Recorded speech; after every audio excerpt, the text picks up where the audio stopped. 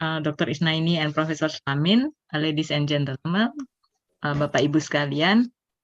So this morning we are happy to have distinguished keynote speaker in our INACOM webinar, like the international one. So our topic right now is about uncertainty theory. So maybe for the information, INACOM or Indonesian Combinatorics Society has a regular webinar like every month. So this is the sixth one, the first one until the fifth. It's like going on, but in Indonesian. I mean, it's not in English.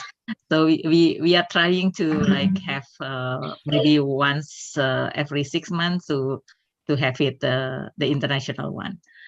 So before we start, I would like to ask Professor Slamin as the president of Indonesian Combinatorics Society to give a welcoming speech. So please, Professor Slamin.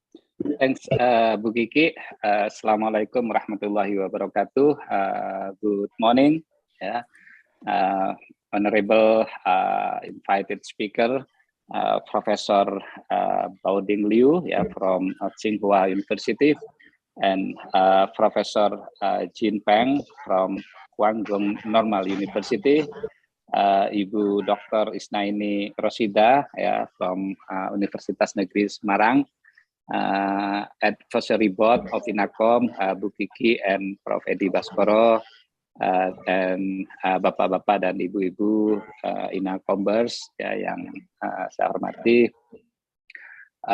It is now an honor to have three great invited speakers in this international webinar. I think this month seminar is very special because we have two guests from overseas, and the topic is also very interesting. It is on uncertainty analysis and optimization. I think it's new for us, because usually we have like a certain theory, everything is determining, But now we have like uncertainty theory, and it is our pleasure to have this international webinar, which is will delivered by three famous keynote speaker, and thanks for all INACOM's member who very patient to join us every month, and I think this is not the end of the INACOM webinar. Next month we will meet again, for other seminar. I hope we can invite other overseas speaker. I think that's all, Bu Kiki. Again, thanks Prof. Liu and Prof. Peng and Bu Isnaini, for giving talk in this very special event. Thank you. Wassalamualaikum warahmatullahi wabarakatuh, and good morning. Okay, thank you very much, Professor Slamin. So as Professor Slamin tell us, this is like a great opportunity for us to have like the keynote speakers in the uncertainty theory, because like right now we are in the uncertainty time, like facing the pandemic of COVID. So this is really good. So this is also like a great opportunity for us, because this is quite new for us. I think it's only like Dr. Isnaini is the first time, the first person in Indonesia who learned about the uncertainty theory, and we will have like not only a speaker who talk about their research in this topic, but we have Professor Baoding Liu from Tsinghua University who found this theory. So we are like very lucky to have him in this webinar.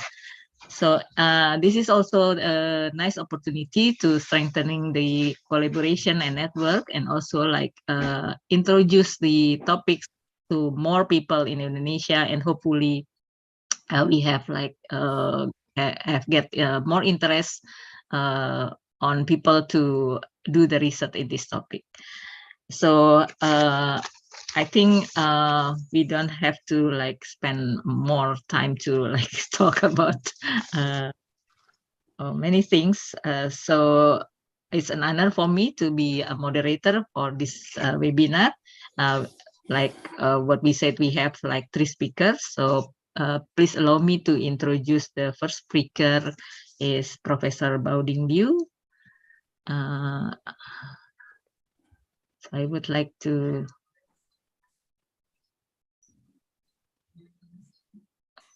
share the PPT. Okay, so our first speaker is Professor Baoding Liu, received the BS degree from Nankai University, Master and PhD from Chinese Academy Science, and he joined the University of Tsinghua or Tsinghua University as associate professor in 1996. In 2 years, he already has the professor of mathematics. He has more than 140 papers. Its index is 47, if I'm not mistaken, according to Scopus. So this is like really amazing, yeah. Like I said before, sorry, will be Professor Liu is the founder of uncertainty theory. This is a branch of mathematics concerned with the analysis of uncertainty. And he is also currently an editorial board member of the Q1, what is in Simago, yeah, ranking. So this is like a really great journal, and also, of course, he is a reviewer of multiple international journals. So without any delay, I would like to ask Professor Liu to give like his talk. Professor Liu, welcome. Okay.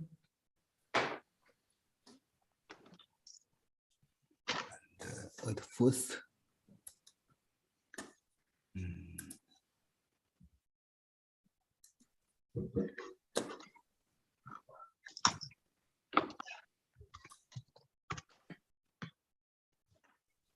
哎，老彭，全屏在哪儿？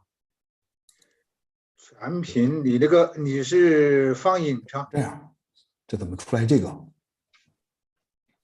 你的是 PDF 文件，有一个，你也可以点放大，那不是这样。Ctrl，Command L。We already can see。可以了吗？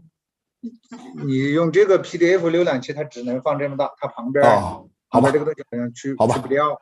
这不重要了。Okay. Thank you, Professor Kiki Sugan, and also thank you, Professor Sarman. And it's my pleasure to give a talk to Indonesia friends and friends to be. And today, my top title is Uncertainty Theory. Perhaps you know probability theory. I want to say uncertainty theory is not probability. Perhaps you know fuzzy set theory. I would like to say uncertainty theory is not fuzzy set. What is uncertainty theory? Uncertainty theory is uncertainty theory. Now,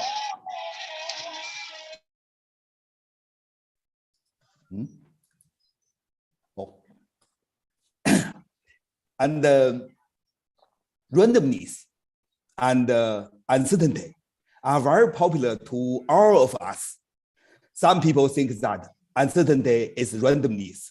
Randomness is uncertainty. But for me, uncertainty and randomness are very different from each other.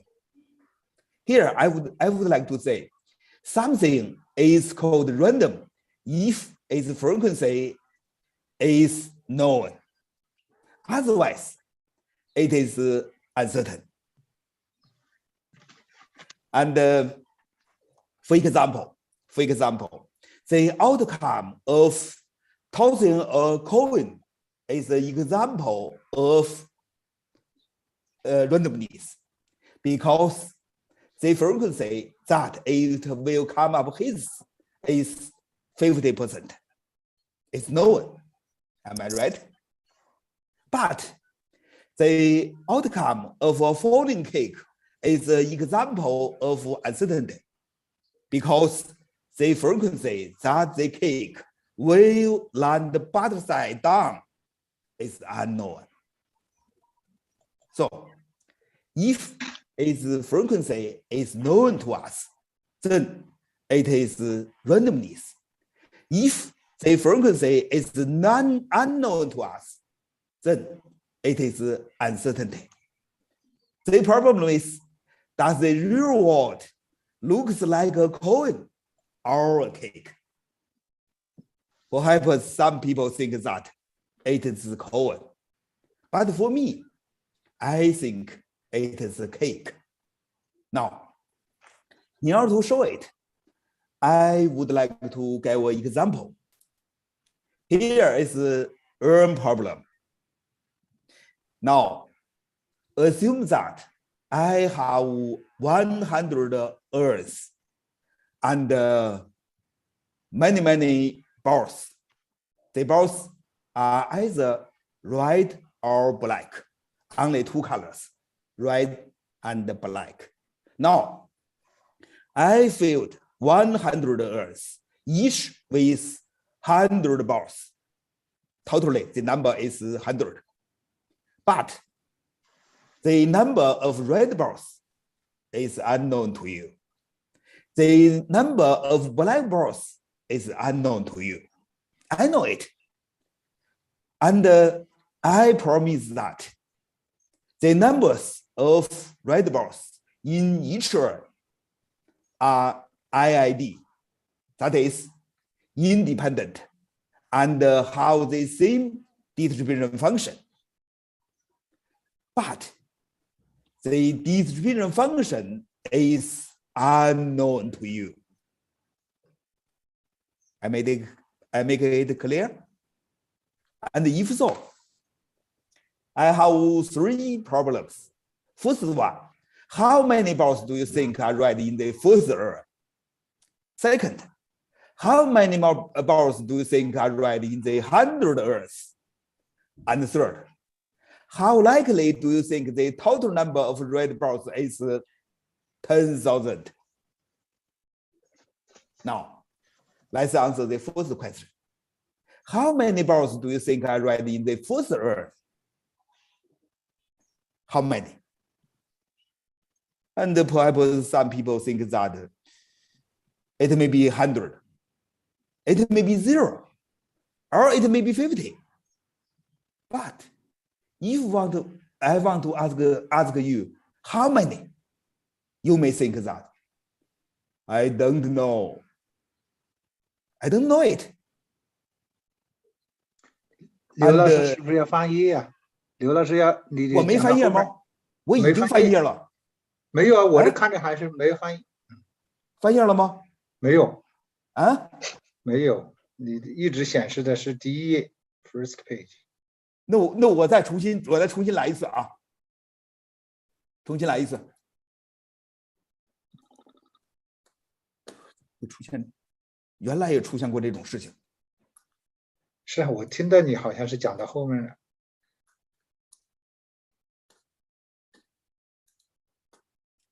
现在呢？现在还没有屏幕还没共享。No worries, Professor Liu. Yeah, sometimes we have this problem, so yeah, the we are shared waiting. screen does not go. Because even for us that using Zoom very often, sometimes we have problems. 现在看见了吗？ Yeah, so 现在翻了，对。It's the third slide, right? 这第三页，对你刚才看到的第一页。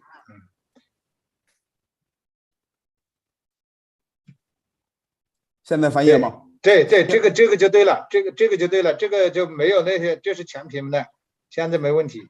OK， 现在没问题了。那个 ，That's right。现在好吗？现在好啊 ，Very good。好 ，OK， Thank you. But anyway, something is called random if its frequency is known. Otherwise, it is called uncertain. Now,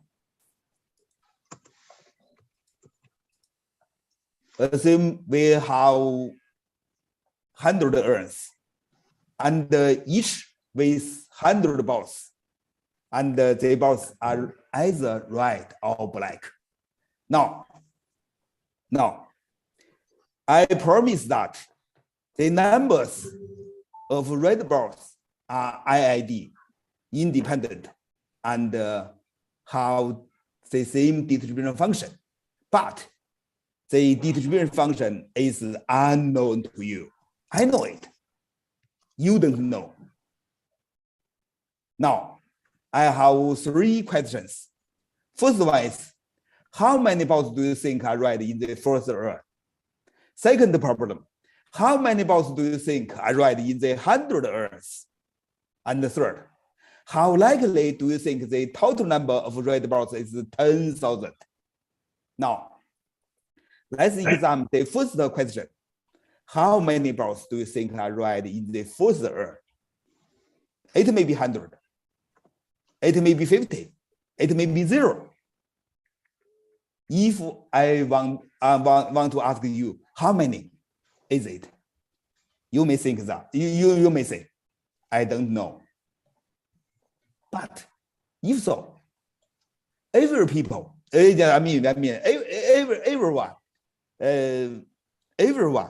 I think his answer is, I don't know. But for us, we know probability theory, and we have many mathematical tools. We should answer this kind of question by some mathematical method. And if so, let's say, for the first question, if we use the probability theory, then the number of red balls in the first urn is a random variable, and it may take values 0, 1, 2, and 100. That is, we have 101 outcomes. According to the Laplace criterion, each outcome will have the same probability. If so, then the number of red balls is a random variable, Cos1. Cos1 will take the value k with the probability 1/101. And here, k is 0, 1, 2, or 100. So if we use the probability theory, then the answer is the number of red balls is a random variable. And for the second question, how many balls do you think are red in the 100 urns? And in this case, we should take the sum of Cos1, Cos2, Cos100. And then from the probability law, we may get a new random number, Cosi. That is the total number of red balls in the 100 urns. Let's go to the third question. How likely do you think the total number of red balls is 10,000? That is, we will calculate the probability that Cosi is 10,000. And if so, the number of red balls in each urn is 100. That is, for each I, Cosi is 100. Now, here we have a joint event of 100 events. And also, Cos1, Cos2, Cos100 are independent. Why? Because I have promised that the numbers are IID. So Cos1, Cos2, Cos100 are independent. Now, we have 100 independent events. Then, from probability theory, we know that the probability of the joint event is the product. That is like this form. and each probability is 1 over 101. And the result is 3.6 times 10 to the power of minus 201. A very, very small number. Am I right? If we use the probability to answer this question, then we have the three answers like them. Now, in addition to probability theory, we have another mathematical tool called uncertainty theory. If we use uncertainty theory, then the answer is the number of red balls is an uncertain variable. No, it's different from random variable, uncertain variable. That is, it is 81. 81 is K with belief degree 1 over 101, not probability. Here, 1 over 101 is belief degree. And also, K may take 0, 1, 2, or 100. Now, for the second question, how many balls do you think are right in the 100 Earths? For this case, we will use uncertainty theory, and we will take the sum, 81 plus 82 plus 800, and then we obtain a new uncertain variable 8. 8 is the total number of red balls in the 100 Earths. For the first question, how likely do you think the total number of red balls is 10,000? That is, we should calculate the belief degree that 8 is 10,000. And if so, the number of red balls in each Earth must be 100. That is, for each eye, 8i is 100.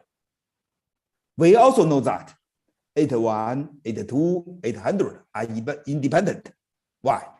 Because I have promised that they are independent.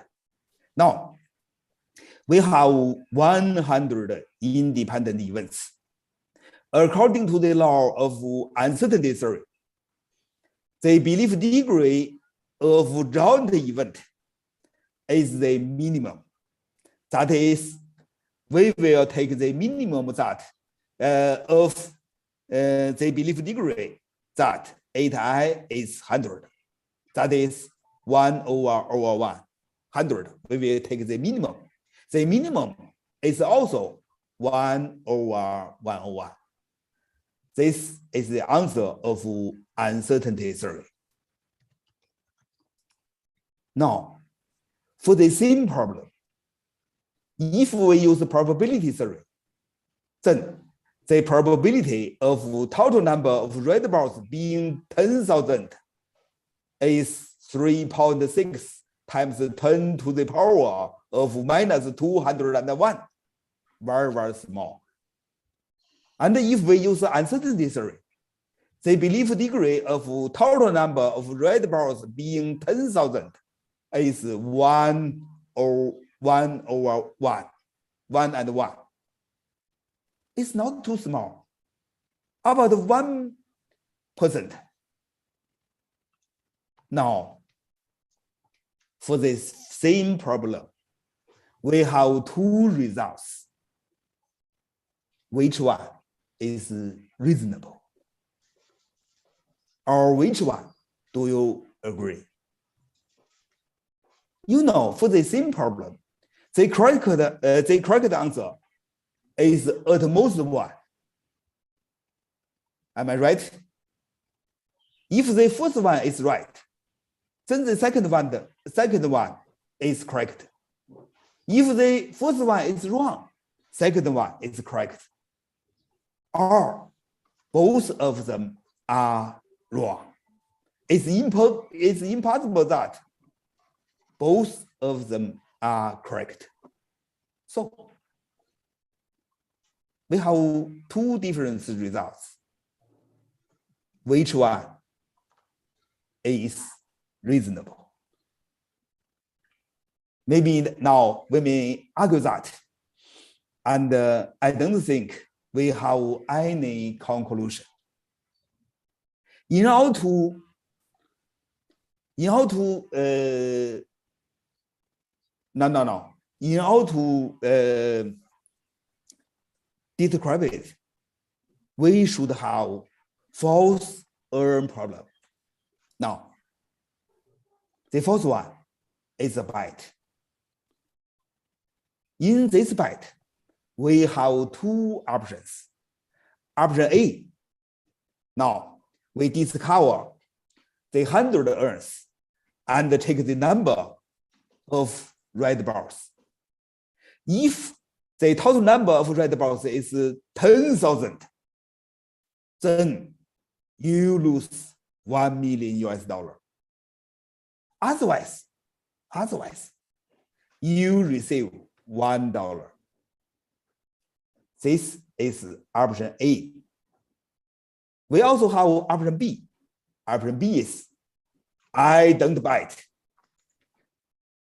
because maybe I think it's too dangerous.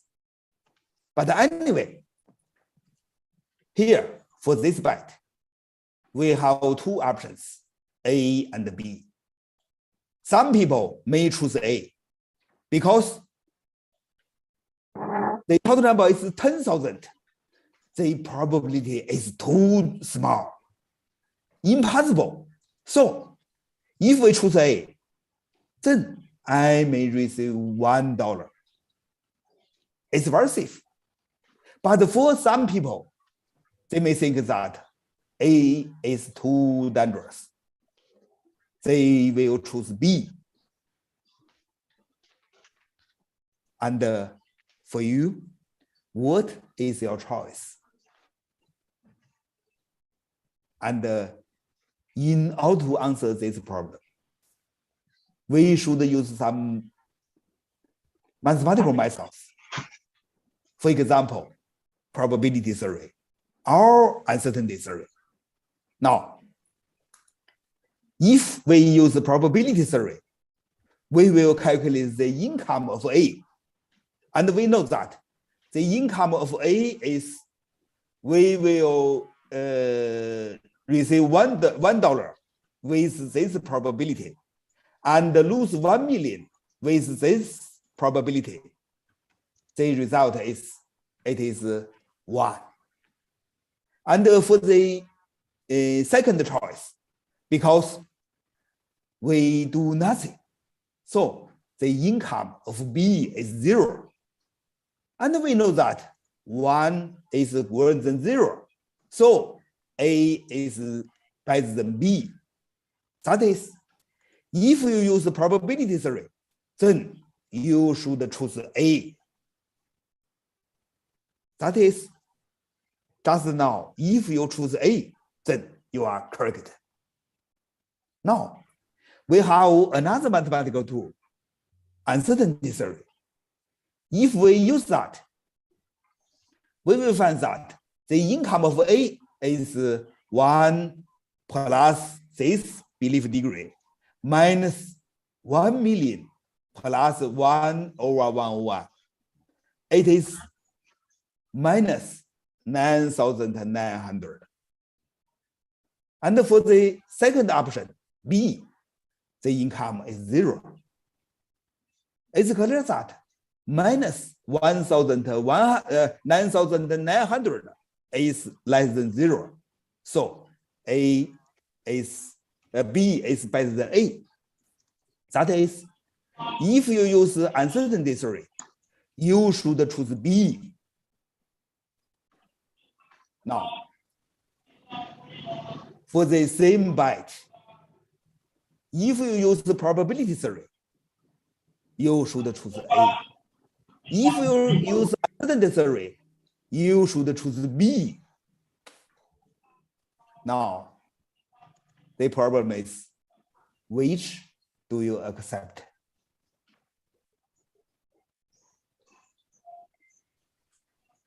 Perhaps some people think that A is right.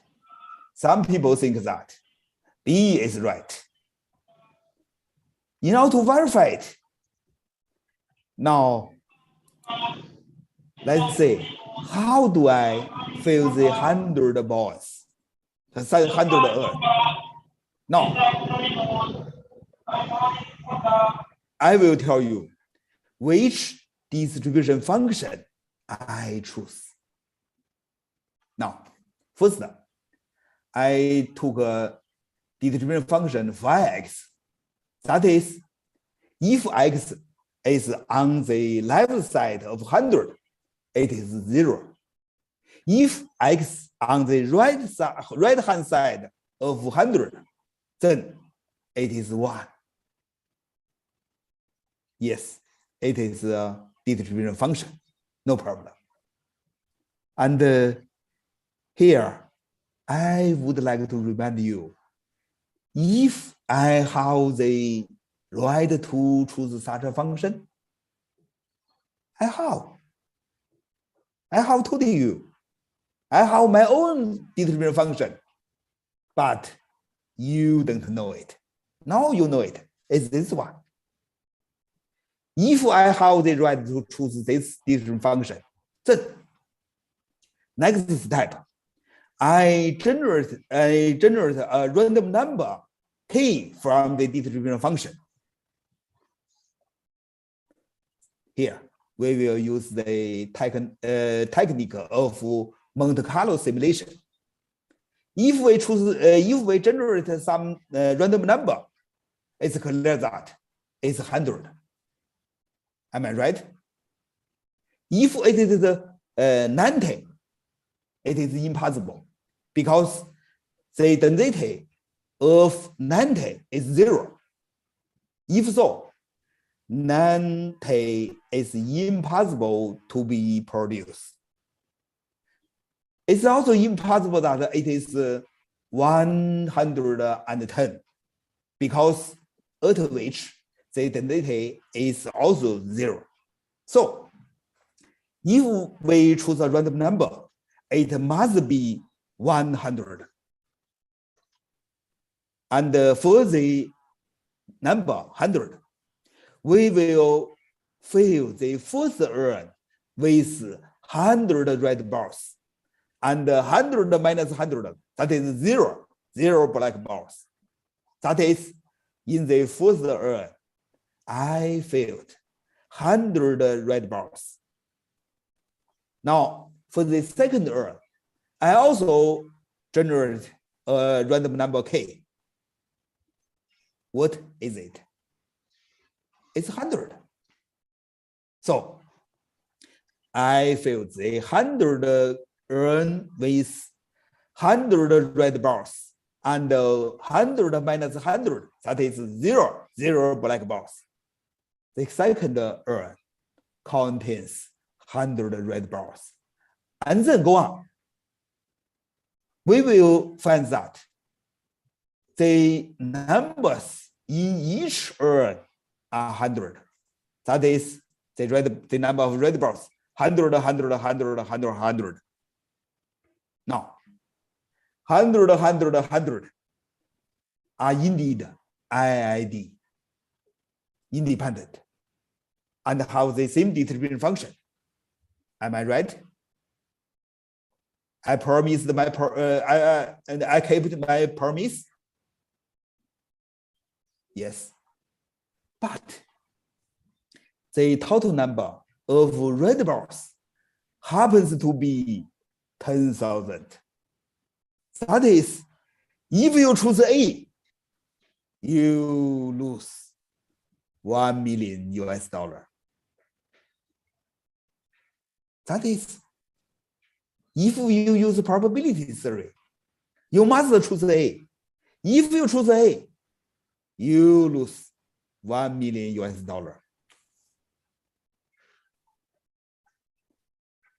Shall we play the game once more? Now, I filled 100 urns. The distribution function, I know You don't know. Now I have a byte option A and option B. Now, if you use the probability theory, then you should choose A.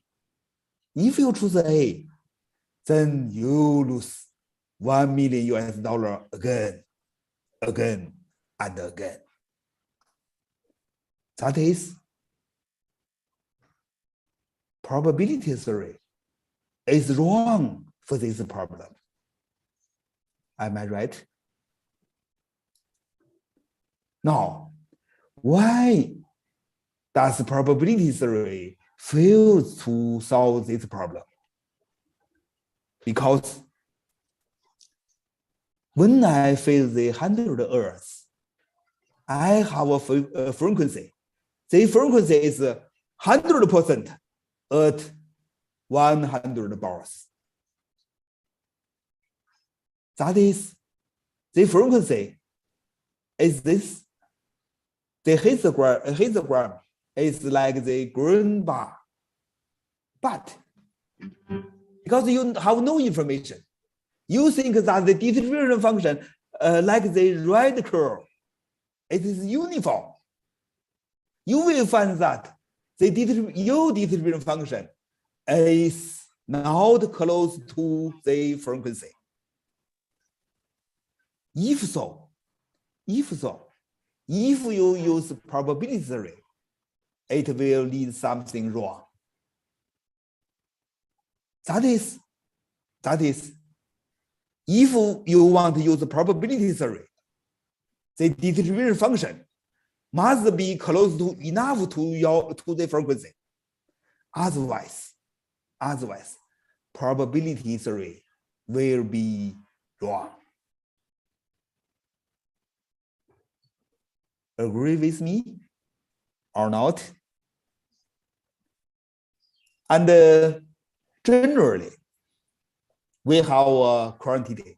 For example, the number of red balls, or my height, or the stock price, or the demand of some product, or the lifetime. If you want to deal with them, you must produce a distribution function. That is, before using probability theory or uncertainty theory, you must produce a distribution function like this. Now, for this function, you should ask one question. If the distribution function is close enough to the frequency, then the quantity is random. And then the distribution function is probability. And in this case, you should use the probability theory.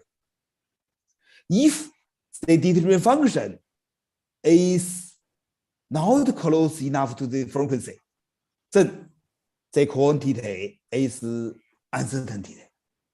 And the distribution function is uncertainty. And in this case, you should use uncertainty theory.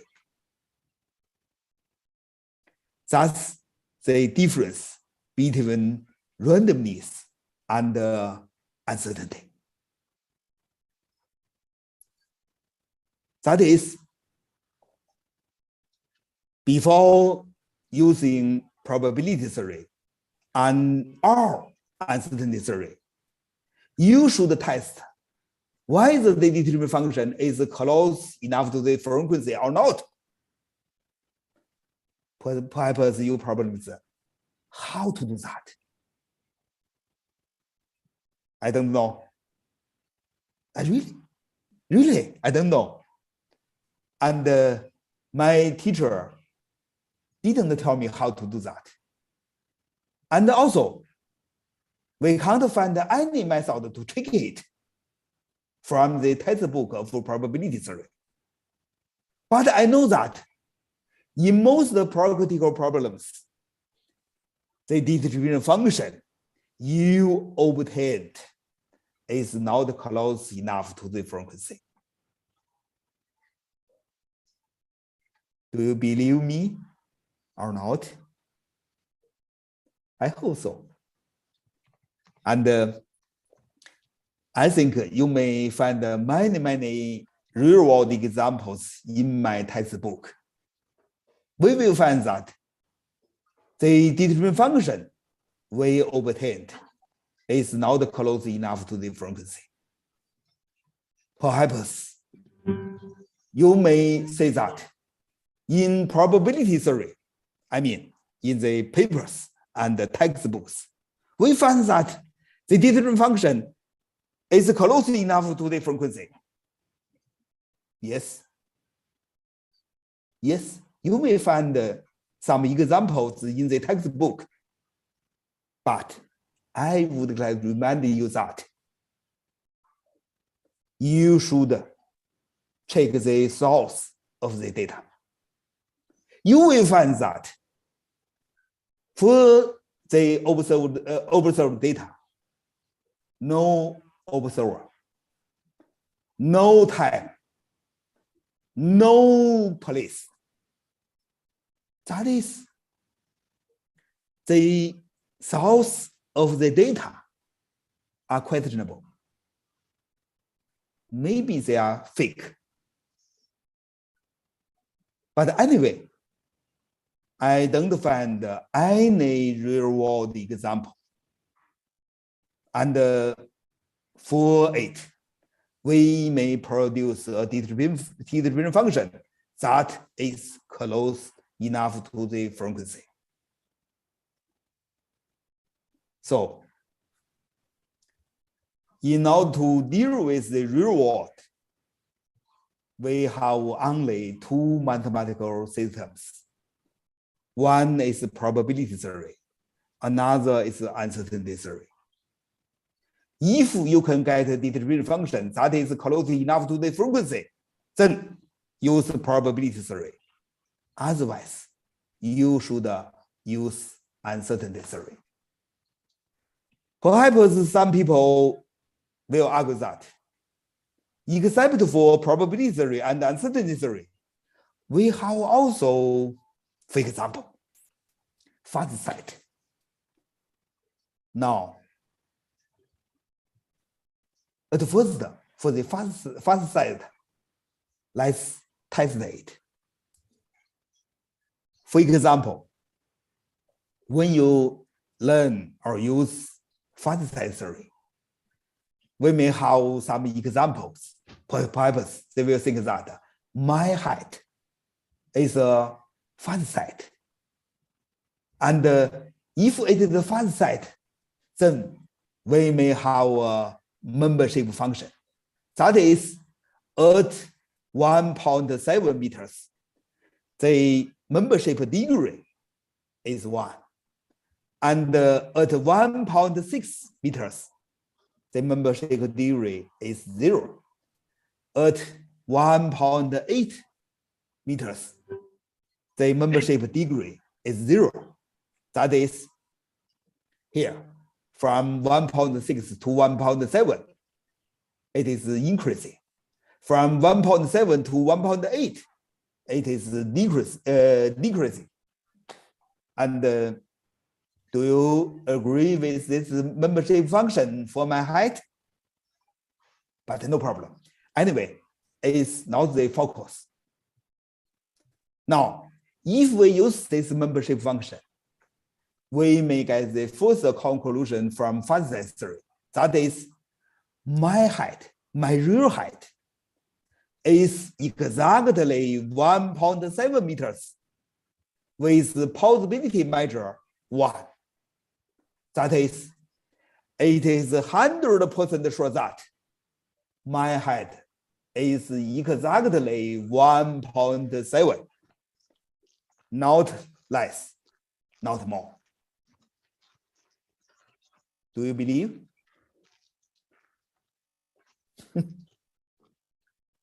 Now, for the second conclusion, from fuzzy set theory, we may get that my height is not 1.7 meters with possibility measure 1. That is, it is 100% that my height is not 1.7. But anyway, for this conclusion, I agree, no problem. But for the first and the second conclusion, we may get the third one. That is exactly 1.7 is as possible as not 1.7, because both of them have the possibility measure 1. Do you agree? I mean, do you agree the third conclusion? If you agree with that, now I have another bite. That is, we take a ruler and measure my height. If my height is exactly 1.7, then you get $100. If my height is not 1.7, you pay $100. Now, the problem is, do you think the bite is fair to you? Now, let's say, if you bet on exactly 1.7, then your income is 100 with possibility 1, and lose 100 with possibility 1. Am I right? And my income is minus 100 with possibility 1. And my income is 100 with possibility 1. And you will find that your income and my income are identically distributed. Am I right? But they are not equal to each other. And they have the same mean, the same variance, and the same moments. Everything is identical. That is, from the viewpoint of fast size theory, there are no difference. They are independent with each. They are not independent with each other. That is, the bet is fair. But if I want you choose one option, you must choose not 1.7, because you think that exactly 1.7 is almost impossible compared with not 1.7. Am I right? That is, compared with not 1.7, exactly 1.7 is almost impossible. That is, the possibility is 0. So, if you want to bet on exactly 1.7, you will lose $100. If not, then fast size theory is not acceptable. Am I right?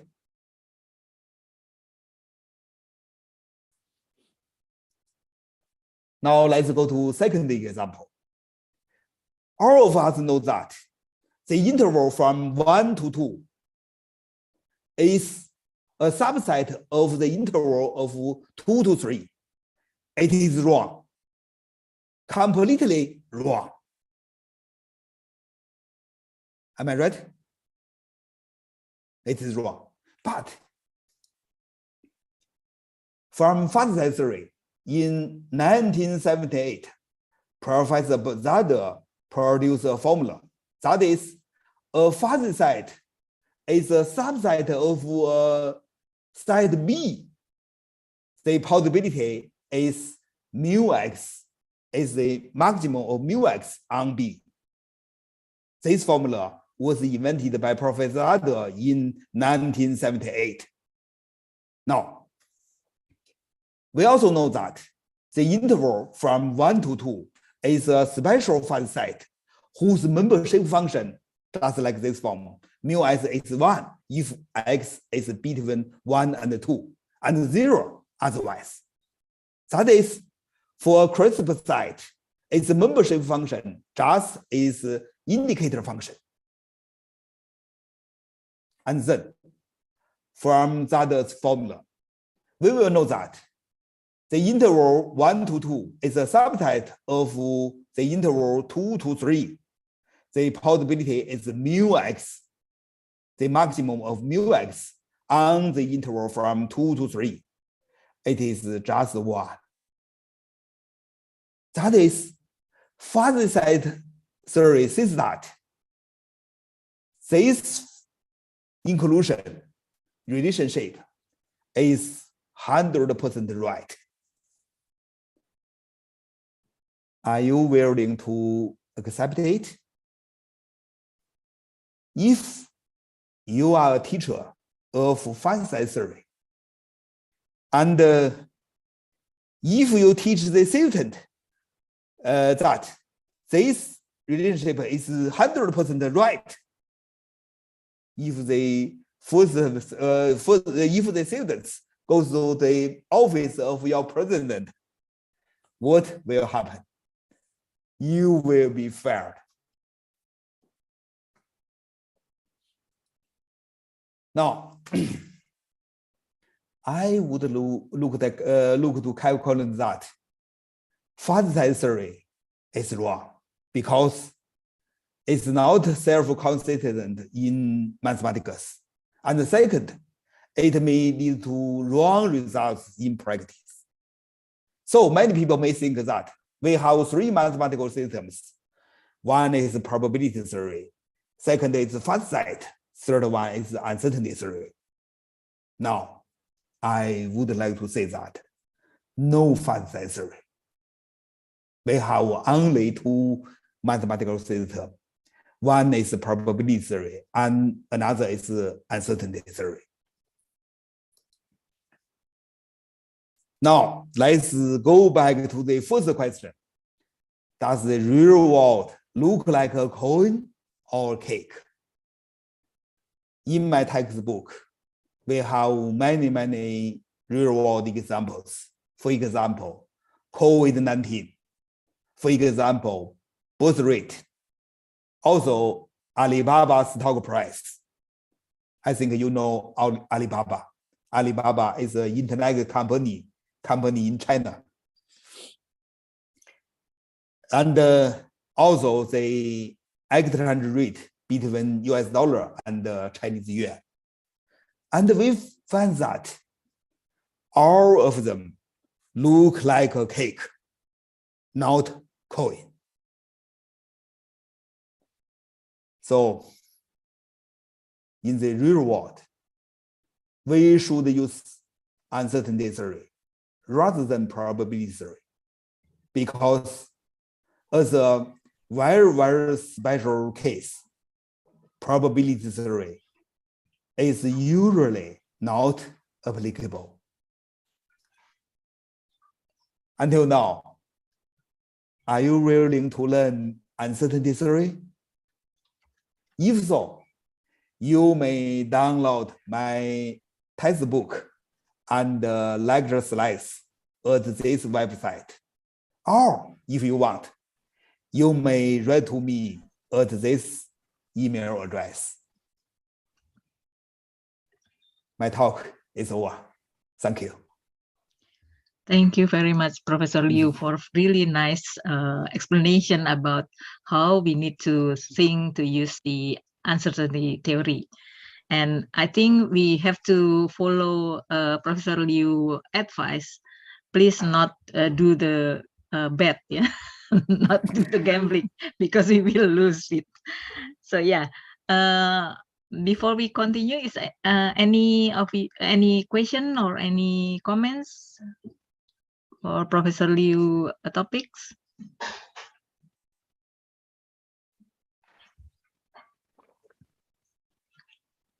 Okay, I think we need time to digest what happened, yeah, because like you said that probability theory might be is not correct for like modeling all of the event in the real life, and fuzzy theory suddenly you said that it's not correct, yeah, because like we know that the fuzzy theory already used for like many of application, and we need to learn about uncertainty theory. So because this is not new, because it started in 2007, but it's quite new for like anybody else. So how far is the progress of the uncertainty theory? I mean, the research or the application, Professor Lee? And until now, many. And until now, in the research area of uncertainty theory, we have almost 1,000 papers. Okay. And also several books. And recently, Professor Peng also published a book. The title is Uncertain Graph and Uncertain Network. Mm-hmm. And I think that topic is very close to you. Yeah. Okay, thank you. So so the application, I think because like I know the next speaker will talk about the application of this theory, and, for the and for the application, for example, COVID-19 and Alibaba's stock price and exchange rate, and also reliability and many, and until now many. And I think you may find it in my book. Yeah, okay. And also my lecture slides. So I think we need to take seriously about the uncertain theory, because like it's very close to our daily life, right? So we that's why like all the modeling or like any theories, maybe it's failed to predict like the COVID pandemic and so on. Yes, because might be we don't need the uncertainty. We don't use the uncertainty theory for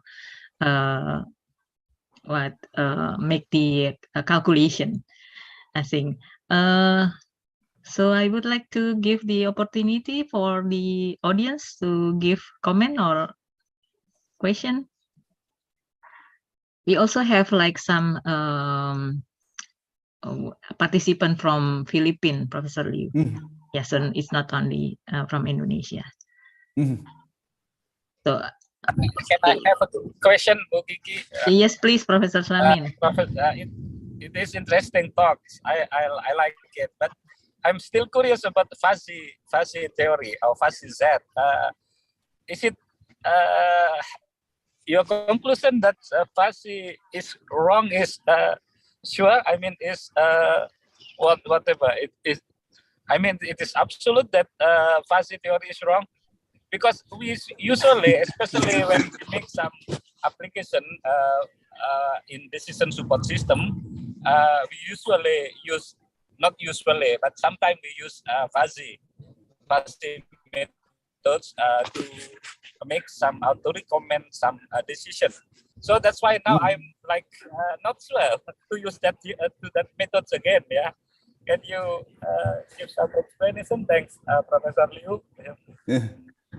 And I think you may download my book, and in the appendix you may find some materials about fuzzy theory. Okay. Yeah. Yes. Okay, so and thank you. Anyway, and in the future you may discuss this issue with me by email, or we have another internet meeting if you like. Yeah. Okay. But I think this is new methods to use in the decision support system. Is it correct, right? Mm-hmm. Yeah. So we will use the uncertainty theory for the decision problem. Yeah. Is that correct? Expert system Yes. or some sort of thing, yeah. Yes. Yeah. Okay. Okay. So yeah, because like Professor Liu like give a strong That's no problem statement. there for computer scientists, yeah. Okay, Bu, thank you.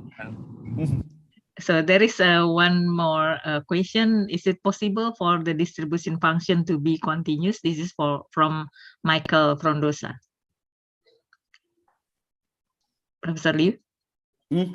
There is one question from Michael.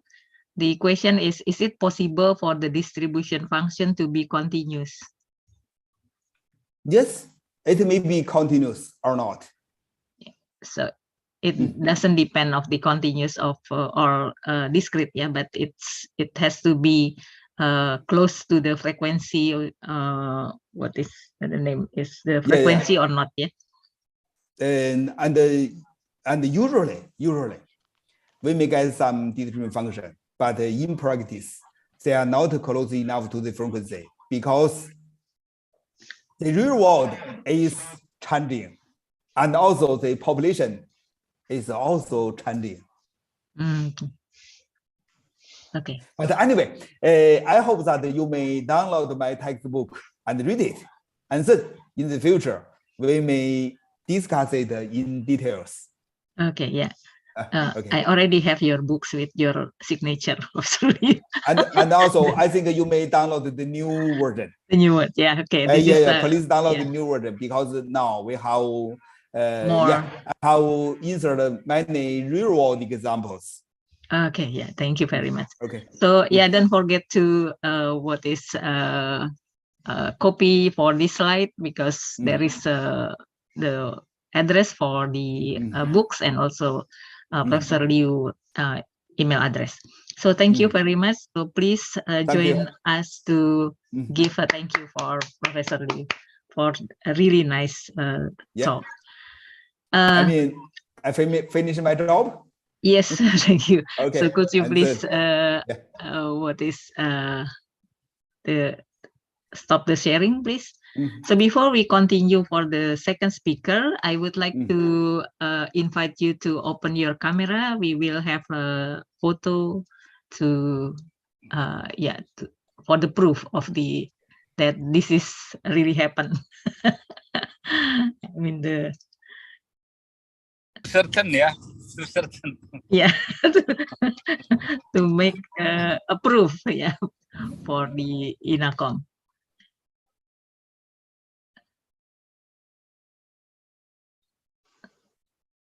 Okay, could you please open the camera?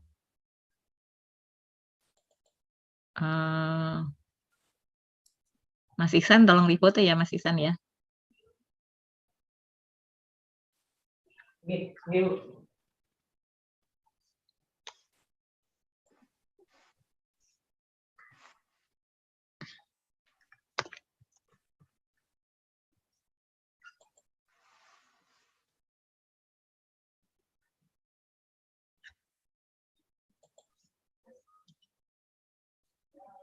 Oke, yang lain nggak mau muncul wajahnya untuk foto?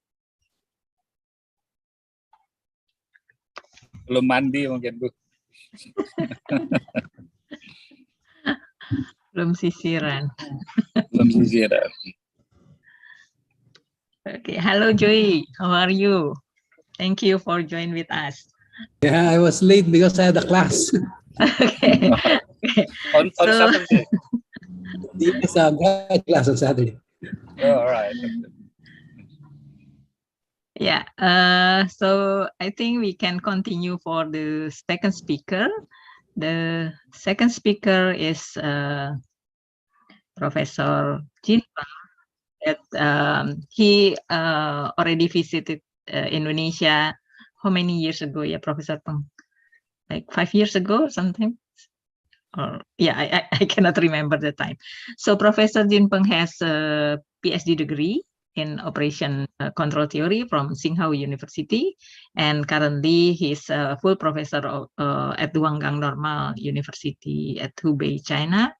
And his research interest is, of course, about uncertainty theory, but it's also with lots of application. He has more than 170 papers with its index 20, according to Scopus. And he also serving as an editor in many international journal, review for multiple international journal, of course, and he also acted as a chair, board member of program committees, organizing committee in various conference and academic organization in China and abroad. So he's really busy, but I think he still has time to produce lots of papers. And in this talk, Professor Jin Peng will tell us about the application of the uncertainty theory in modeling. Yeah, I think. Yeah. Okay, so Professor Jin Peng, so please. Okay. Thank you, Dr. Kiki Sukin. Yeah. Let me share the screen, my screen.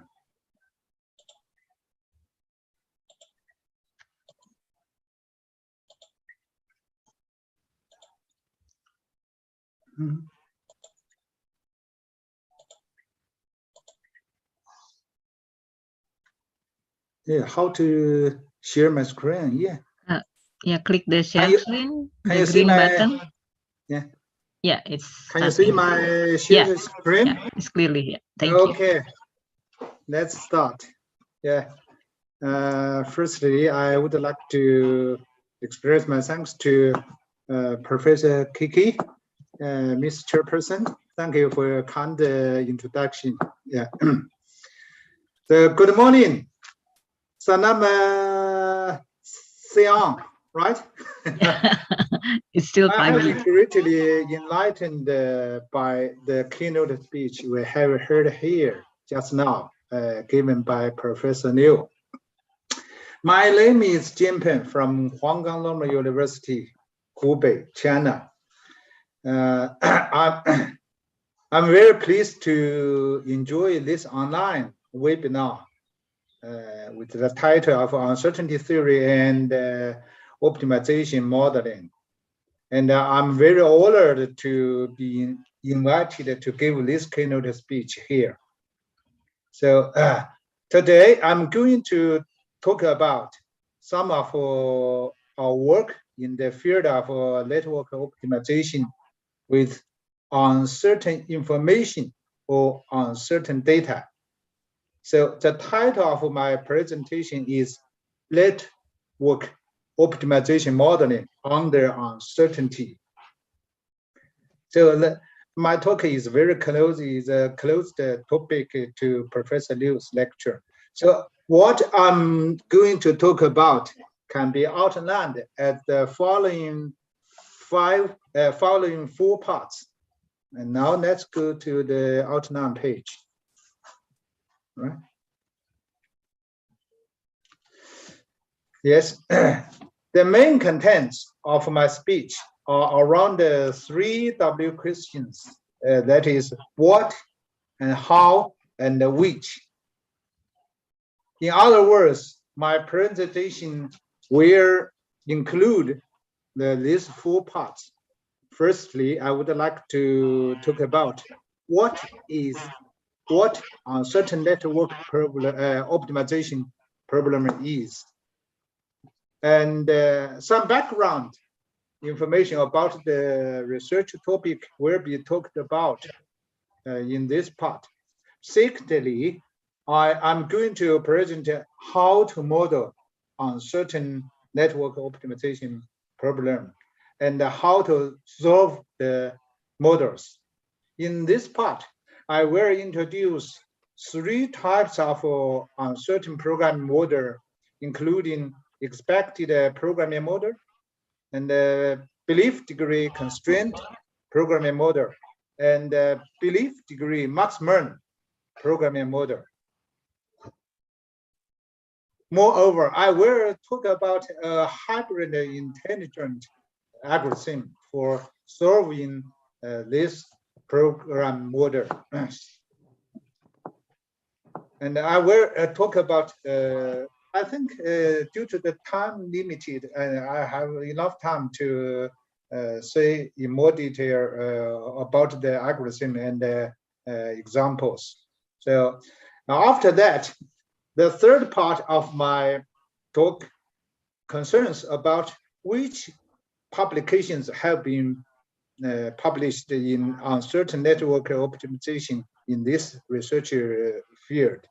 And finally, I will finish my talk with some concluding remarks and some future research directions. Okay, let's go on the next page. Now, you can see this is a map of a world map, a map of world, and one logistical network. You can see, or you can imagine, there are so many existing real networks behind this map. The most interested networks are, the first one is logistical network, so which is what links manufacturers, suppliers, wholesalers, retailers, and consumers. And therefore, it is a key component within a supply chain. Come off the list is the transportation network. It is a network of there are networks of rural roads and the streets, network of railways, network of airlines, and communication network includes that includes the telecom network, carbon TV network, and so on. And you are familiar with the internet network.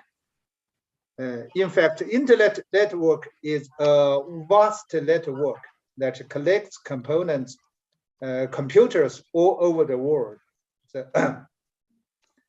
and finally, for instance, some of pipeline network involves urban water supply pipeline network or natural gas pipeline network, and so on. And then electric, and finally the social network. Well, I'm sorry. The social network. The social network, by social network, I mean it's the social structure made up of a set of social actors, such as individuals or users or organizations, sets of binary ties, and other social interaction between actors. Alternatively, it is known as a virtual community. In fact, a social network is a website that brings people together to talk, to share ideas and interests, or make new friends. And this type of collaboration and sharing is also known as a social media. For examples, Facebook, LinkedIn, Twitter, and YouTube. Today, our lecture is living on the YouTube by broadcast. All are examples of social networks. Nowadays, QQ groups, WeChat group, and microblog, Weibo are very popular social networking platform in China. So how about the cases in Indonesia? What is the biggest social media network platform in your country, in Indonesia? We have like maybe Shopee, Laser, Bilibili, some kind of that. How about the biggest social media, social network platform in your country? I'm not sure about that. So, Yeah. I don't know, maybe Twitter, maybe. Yeah, that matters. So many young people would like to use the social network to make friends. Yeah. So mathematically or scientifically, network optimization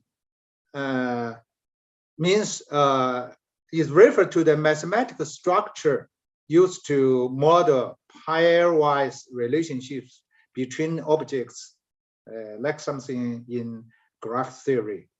Yeah.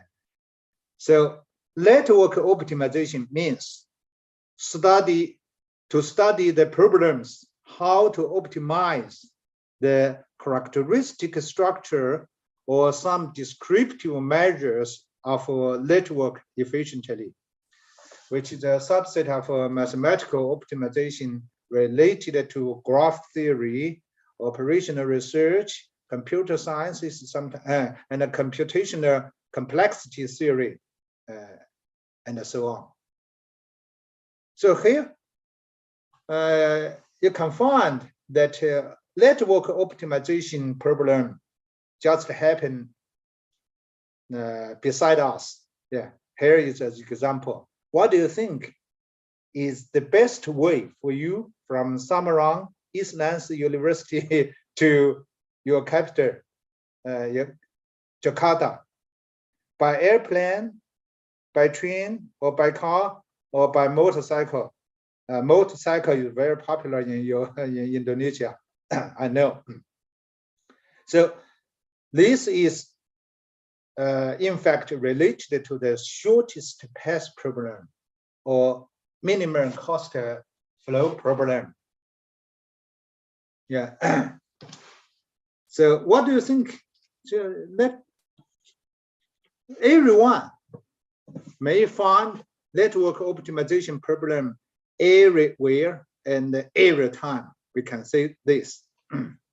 Now we can see some classical network optimization problems as follows. The first one is shortest price problem and minimum spanning tree problem, or the third is Ola tour problem, and the TSP means traveling salesman problem, and Chinese postman problem, and VRP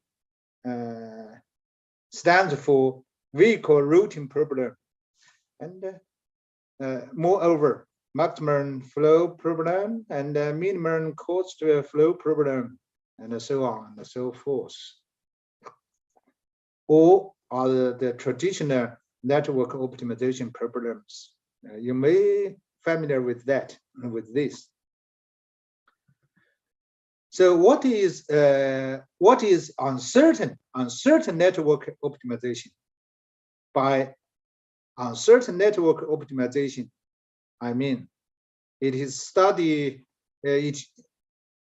study of network optimization with uncertain data, which means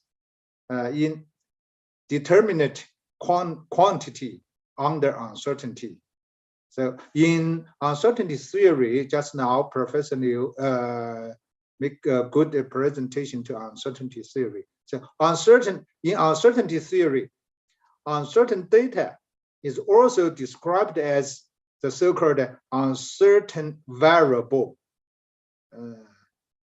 which represents the domain and the type and implies all the belief degrees presenting the strengths that the related uncertain events will happen. So uncertain data actually is some kind of a uncertain variable. So by uncertain network optimization, I mean network optimization with or plus uncertain data. So actually just now Professor Liu mentioned that recently I will publish the new book in Sprinter Press. Yeah. So based on the uncertainty theory, and combined with the traditional classical network optimization, then uncertain graphs and uncertain network optimization will be a relatively new topics and research area. So just now, recall the example just now we mentioned. So if we consider the question, how long will it take from the city Semarang to Jakarta by car or by motorbike, due to some uncertain factors should be considered. So this is related to the uncertain shortest path problem or uncertain minimum cost flow problem.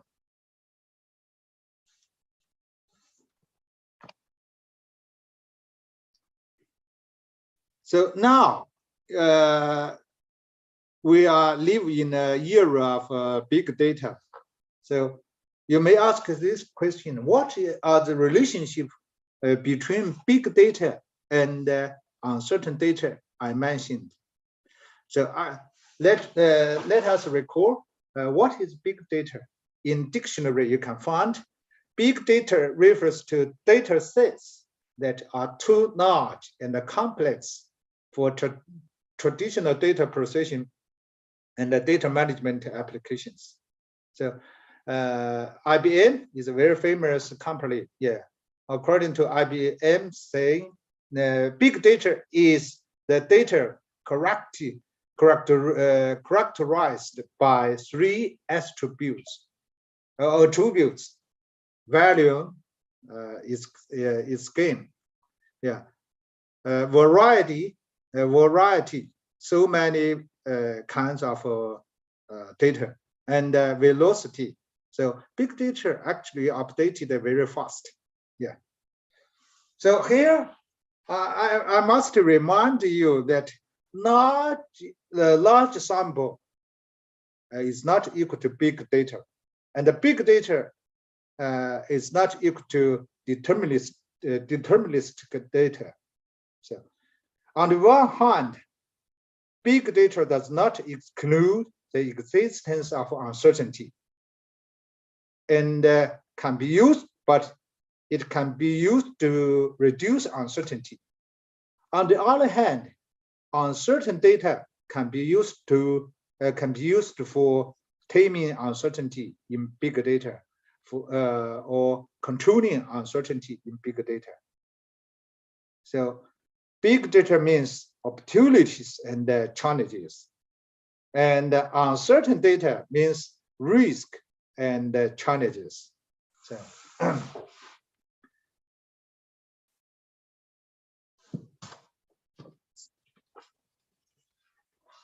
both modern times probability theory and contemporary uncertainty theory invented by Professor Liu are based on the axiomatic method or basic method of mathematical research. So the axiomatic method is a method to build a mathematical deductive system from as few as possible defined original concepts, which called basic concepts, and a set of original propositions, which is also called basic axioms or postulates, using pure logical reasoning rules. So in order to rationally deal with belief degree, not frequency, uncertainty theory was founded by Professor Liu in 2007, and subsequently studied by many researchers. Nowadays, uncertainty theory has become a branch of mathematics, axiomatic mathematics, for modern belief degree, or for dealing with uncertainty but non-randomness. So So the modern probability theory in another name, you can say P theory. Then probability theory consists of 3 axioms and plus the product probability theory, which means the probability of the productive event equals the probability of the events, the product of the probability of each event. So on the about in the below you can find contrasted to the probability theory, you can find in uncertainty theory there are 4 axioms. The first, the former 3 is almost the same, but for the axiom 4, for the 4th axiom, the product axiom is much different. So what are the similarities and the differences between probability and uncertainty theory? You can find the main differences between on this page. So the way from probability to uncertainty theory is very similar to the way from Euclidean geometry to non-Euclidean geometry. Have you ever been heard Euclidean, non-Euclidean geometry before now? So, you know, non-Euclidean geometry includes Lobachevsky geometry and Riemann geometry. So,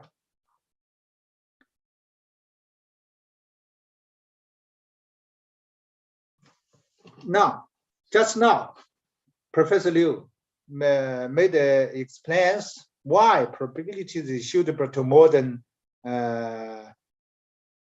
why uncertainty theory is suitable to modern belief degree, not frequency. So here I would like to give one more example. Let us consider the following uncertain network represented by a railway path of 100 sections and with order 101. Yeah, this is it looks very simple, like a path like a weighted path in graph theory. Yeah, it's a simple tree. You can say a weighted tree. If the belief degree 0.9, if the belief degree is mistaken to be frequency, like in probability, then according to the operational law or operational rules in probability theory, then we can calculate that the probability of the way network from the starting point to the final point is believable, is almost 0. But if the belief degree is taken to be belief degree or uncertain measure, then the belief degree is minimum, and finally equals 0.9. So which one is reasonable? So in fact, people usually think that the railway network from 1 to 101 is believable, is near to the 1. So uncertainty theory is suitable to modern belief degree, means unknown frequency. Now, uncertainty theory provides an efficient tool for dealing with uncertainty, but non-randomness. Of course, if you know the frequency, you know the distribution function, of the random variable, then of course you can use a probability theory. But unfortunately, in most cases, maybe you're not know the distribution function. You're not know in the frequency. The frequency is unknown, even in on the background of big data. Okay.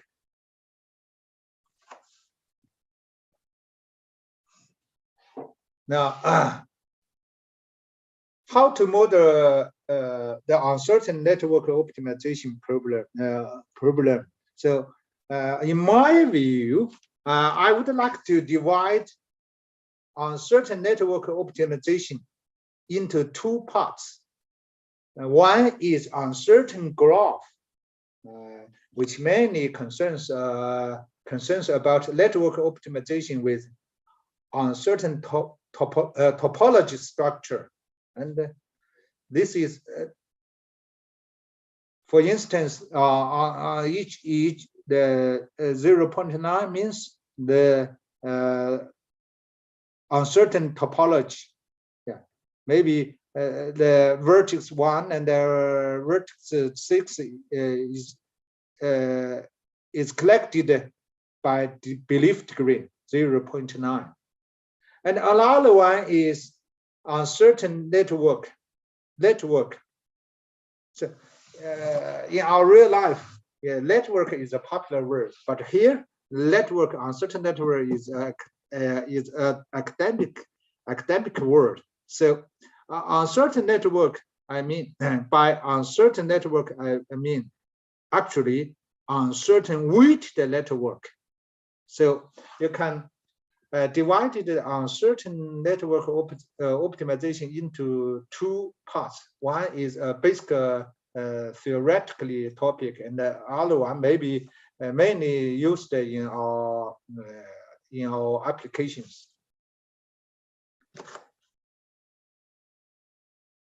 And how to model weighted uncertain network? How to model weighted uncertain network. So I would like to expand on this matter with some more slides later. Yeah, here. The first thing we must understand that the first thing is how to represent the uncertain network. So here we use the Trapper vector to stand for the uncertain network. N means on network, and the V is the set of the vertices. A is the set of the R's, and the psi is the uncertain vector, uncertain variables vector, standing for the uncertain values corresponding to the art vector. So as we know that in optimization problem, there are three key factors in optimization problem, which are decision variable. First one is the decision. What is your decision variable? And the second one is what is your objective function? So please pay attention that here the objective function due to the function is an uncertain function. So we should do something on the uncertain function, because uncertain function cannot be compared directly. So we just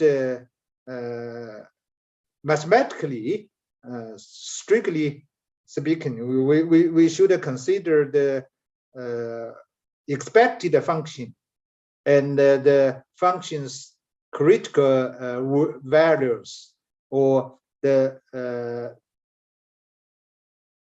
uncertain measure or belief degree of some kind of uncertain events. So remember, please pay attention to this. This is the different. This is the very important problem that we should make the differences between uncertain network optimization and the traditional network optimization.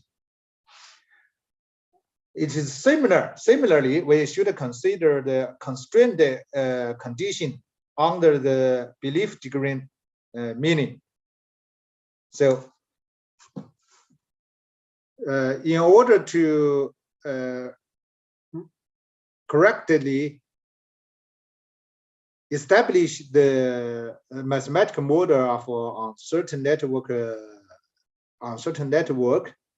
optimization problem, we should do some pre-work, like just I mentioned. Here is the first type of uncertain programming model, expected value model. So expected EVM model can be expressed like this, as follows. Actually, expected value is a very important concept in uncertainty theory, used in situations in which it is desirable to establish the value of different options with uncertain outcomes. So essentially, expected value model is to minimize expected objective value subject to a set of expected constraints. So the left one, this model, the left model is the original model in the uncertain environment. In most cases, by way of uncertainty theory, but can be easily transformed the right one. The right one is the transformed model, which is easily to be solved. Actually, it is not an uncertain model. The right one is traditional. It is a certain model. And the second type of the programming optimization model is belief degree constraint programming model. In this model is from another point of view. The decision maker may want to maximize the critical value of some uncertain objective function under the belief degree, meaning subject to a set of belief degree constraints. So a belief degree constraint programming model can be built as follows. Based on this modeling idea, belief degree constraint programming model have been widely used in many real-life applications. The left one is the original model, and similarly, the right one is the transformed model. So, of course, under some conditions, the left model can be easily transformed into the right one by taking advantages of uncertainty theory. So the third next one is belief degree maximized and belief degree constrained programming model. So in this model, you can see our objective is to maximize the belief degree of some uncertain events. So, and the constraints are similar to the last page. Yeah. Also, under some constraint, belief degree constraint conditions. So similarly, this type of model can be sometimes can be transformed into the right one, but sometimes it's somewhat difficult to calculate the belief degree or the uncertain measure of this uncertain event. The belief degree, this type of programming model have been widely used in many real-life applications. So the above mentioned the three types of optimization model can be emerged into the this one. So actually, in Professor Liu's book, just mentioned this type of uncertain programming model. We can say it is a general uncertain programming model, or it's a mixture uncertain programming model. So in the sense of expected value, we propose the goal of this problem by minimizing the expected objective function subject to the belief degree constraints. So I'm afraid I won't have time to cover everything of the details of this model. Anyway, yeah, this model looks much more general. Yeah, it looks simple. So come after next, you may ask me that how to solve the models established, yeah, like just now I presented. So the general idea is to transform the model. Yeah, just now from the left one to the right one. This is a general method. And if this method is not successful, then we can consider the Alala method, yeah, to use some kind of some kind of algorithms, or even use some mathematical software like mathematical MATLAB or Lingo and something like that. So we call this kind of algorithm is a hybrid intelligent algorithm. It consists of uncertain simulation and some intelligent algorithm.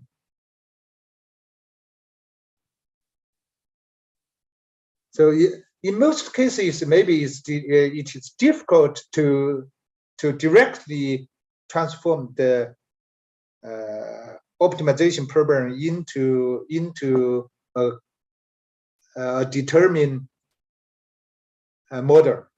So we should firstly introduce uncertain simulation. Sometimes we should use the double-line method or triple-line method. Yeah.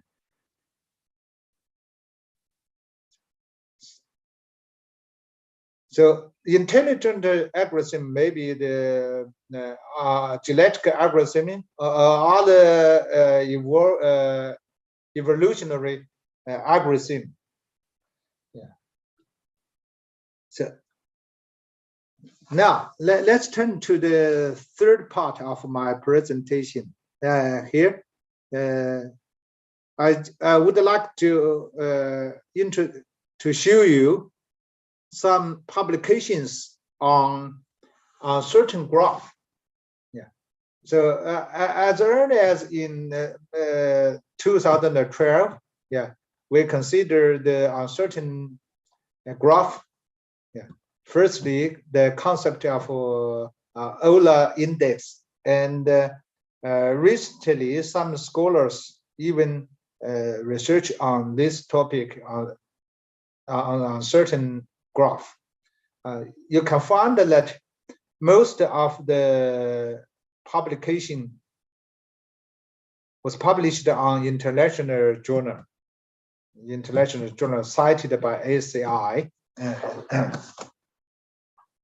And according to, in my view, a lot of research field is uncertain network.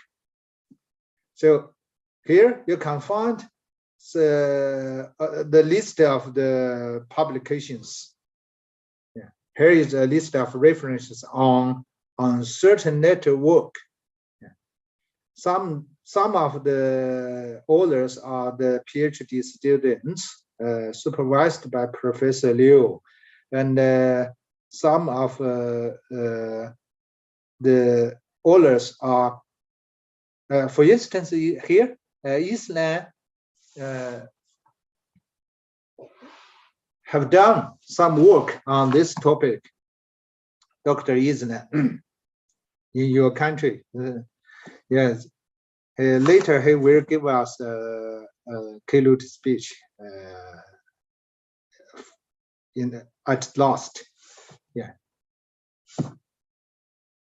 Moreover, you can see that here is a list of references on more complicated, uncertain, random network optimization. So in uncertain and random environment, we consider, or similarly, we can divide it in the research topic into two main parts. One is uncertain random graph. The other is uncertain random network. So Professor Liu proposed the uncertain random graph and the uncertain random network, which is based on the foundation of uncertain random optimization problem.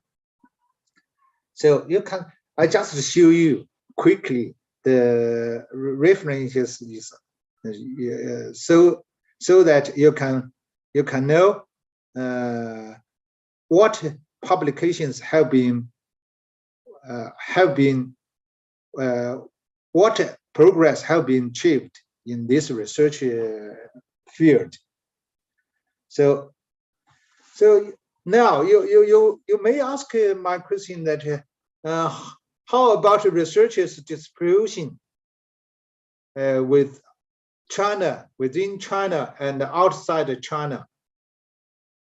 So here we have a special word, uncertainties. The so-called uncertainties means scientists are doing research job on uncertainty.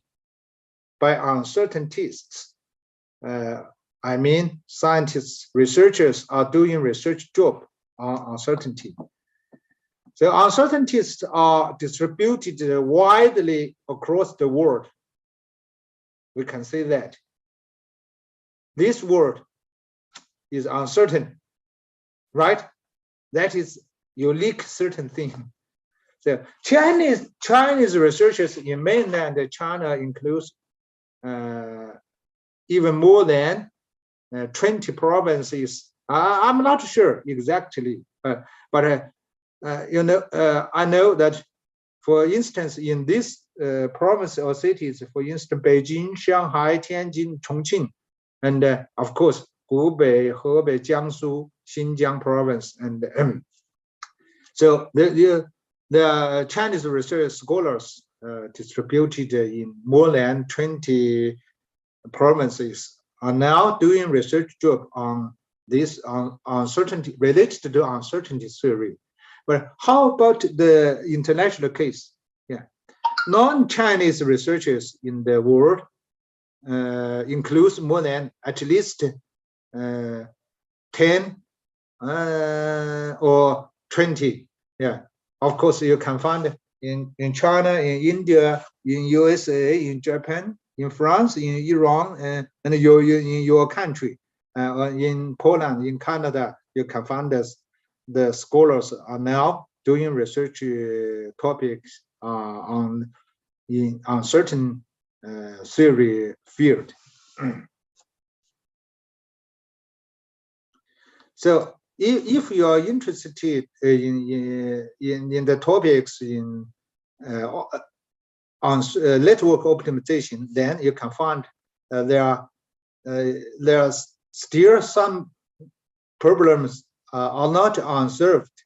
Yeah, unsolved. For instance, on certain random assignment problem, on certain random coloring problem, then and so on and so forth.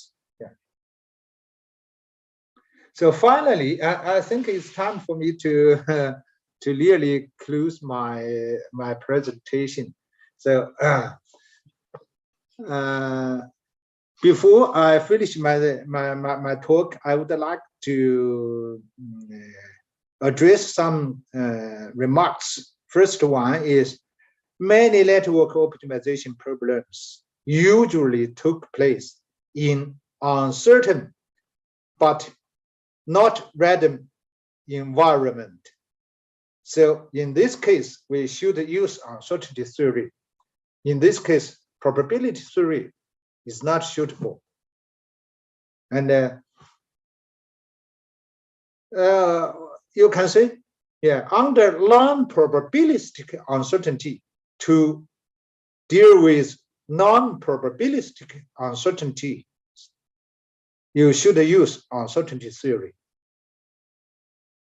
The second point, I would remind that selected research topics in uncertain network optimization may cover uncertain graph, weighted uncertain network, and many application problems.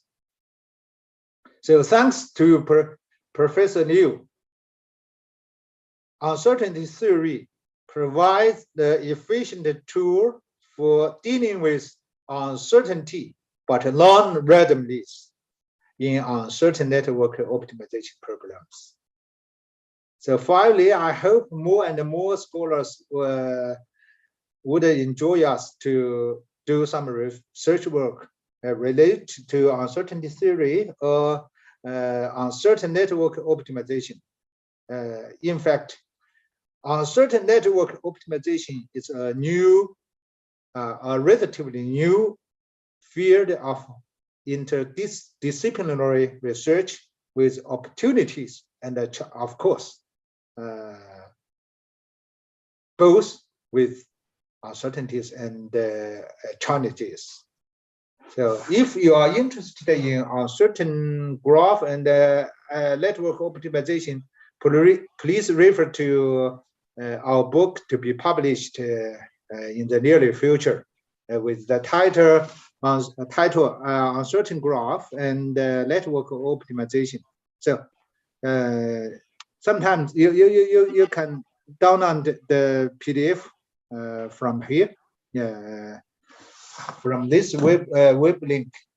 Yeah, I think that's all for my presentation, and it's time for me to finish my speech. Thank you very much for your kind attention. Thank you.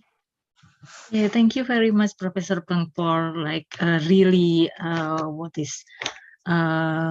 nice talk and like give us the outline of what's happened in the network optimization. So what kind of problems, modeling, and also the list of publications. So we have an idea if like we want to work on this area. So anyone who likes to give comments or question for Professor Peng?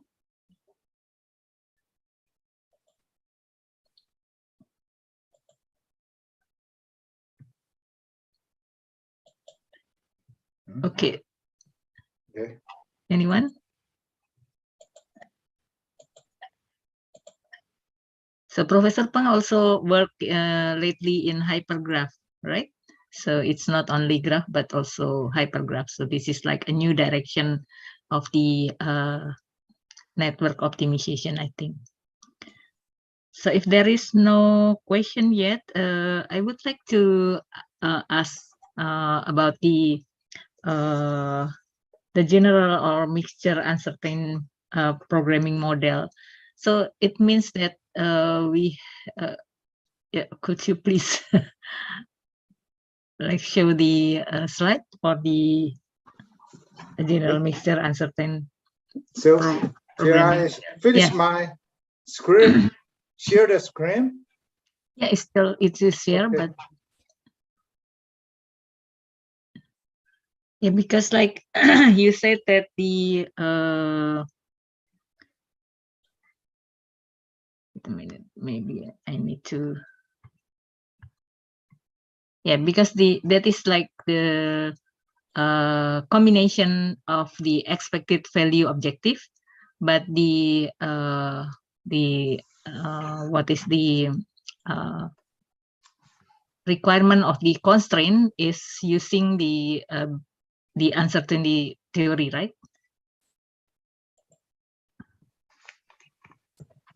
Hello, Professor Peng? Yeah. Yeah, for the general or the mixture uncertain programming model, so we use the expected value for the objective, but the constraint we use the uncertainty or like belief degree. Is that correct? Yeah. Or So according to your concrete problem, then you can use different the types. Sometimes you use the expected value rules. Sometimes you can use the belief degree constraints. Yeah. So generally, the expected value and the belief degree are two very important concepts in not only in uncertainty theory, but also in our uncertain network optimization. Yeah. Okay, so we can mixture both of Yeah, the can theory, use right? Yeah. mixture. Yeah, I think strictly speaking, that we should use the same rule under the same rule. Consider optimization problem, but to I think Professor Liu, you used the mixture programming model to just to simplify the model, to combine the three types of model into one, and yeah, I think that.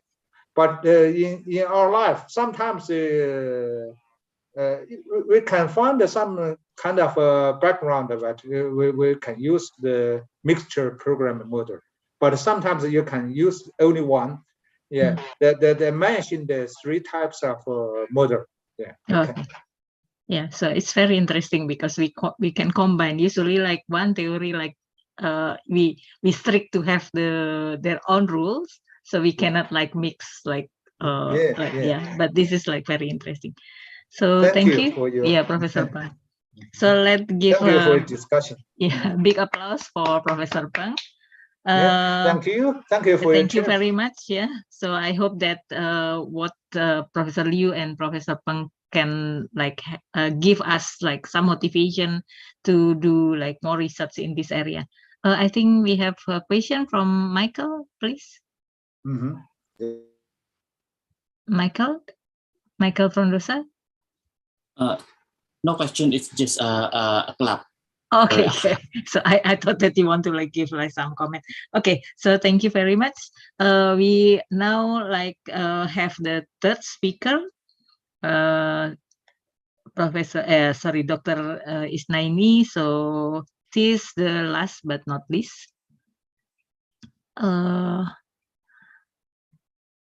Minute. So I would like to introduce Dr. Isnaini Roshida. So she received the bachelor degree from Undip and then continued to ITB and has the PhD degree from UGM. And now she's a lecturer in Universitas Negeri Semarang.